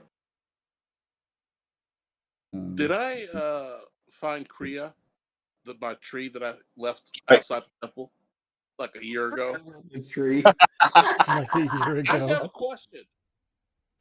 She might have reverted back to her regular tree form. How long does that sentience last? Without contact, 3 days, I think. Yeah. She reverted back to tree form. And to do it again, it takes you 24 hours of prayer to do it again. So it's like Kriya is going to be a part of this land forever. Wow. And if you described her to the were jaguars, they would probably be able to, tell you where that tree is. If you're really interested in finding it again. Yeah, it'll take me 24 hours to pray it. That's not like we were really hustling our way through this thing. What's one more day? Yeah. Oh, it's another long rest. I would like to spend some time. I'd like to find and restore a creek because I could find plants too. Because I don't really need them for that, but that's cool if they help out that way. Yeah, but I want to bring Kriya back to. Kriya was a very unusual tree, so not native species. Yeah, no. So they definitely knew its location, but they just thought it was another one of the menacing plant creatures that do run amok on the island. So you find Kriya, you do your thing, everybody heals up, you make your way to the coast, and wait a couple of days until the next ship shows up. Meanwhile, I'll help try to teach Kriya to swim so she floats. How are you going to It's teach easier to Kriya? bring her on deck. Wood floats, right? So I mean, Well, yeah, well, she's a dark wood with red leaves, as you remember. She's dark wood with red leaves, and I think she's like an ash tree, so I believe she floats. Yeah, I think so too. All right. Well, that is the end of this adventure. All right. Mm-hmm. Had fun. We'll see you next week, maybe. Next week for shopping and closing out the bits and bobs for this one. Yep. Right. Everybody goes up a level. Yep. Okay. You want to And- move your Really? Yeah. Shopping. We're going to start doing every other week. Yeah, I think that's the plan now going forward. Okay. Okay. So are we doing this next week or the week after? Let's do. Well, the week let's after is do, Easter, so let's Yes. meet this Yeah, week let's and do then it. skip the week after. That works. Okay. That work for you guys? So Sure. yeah, so we're here this week and then off the week after. Yes. So Yeah. the Yes. weekend of the 2nd, I believe it is, Mhm. Yes. of April. That's when we meet, and then the weekend after, which is Easter weekend, we do not meet. Correct. Okay. Makes sense. All right, guys. All All right. right. Everyone. Okay. Peace. All right.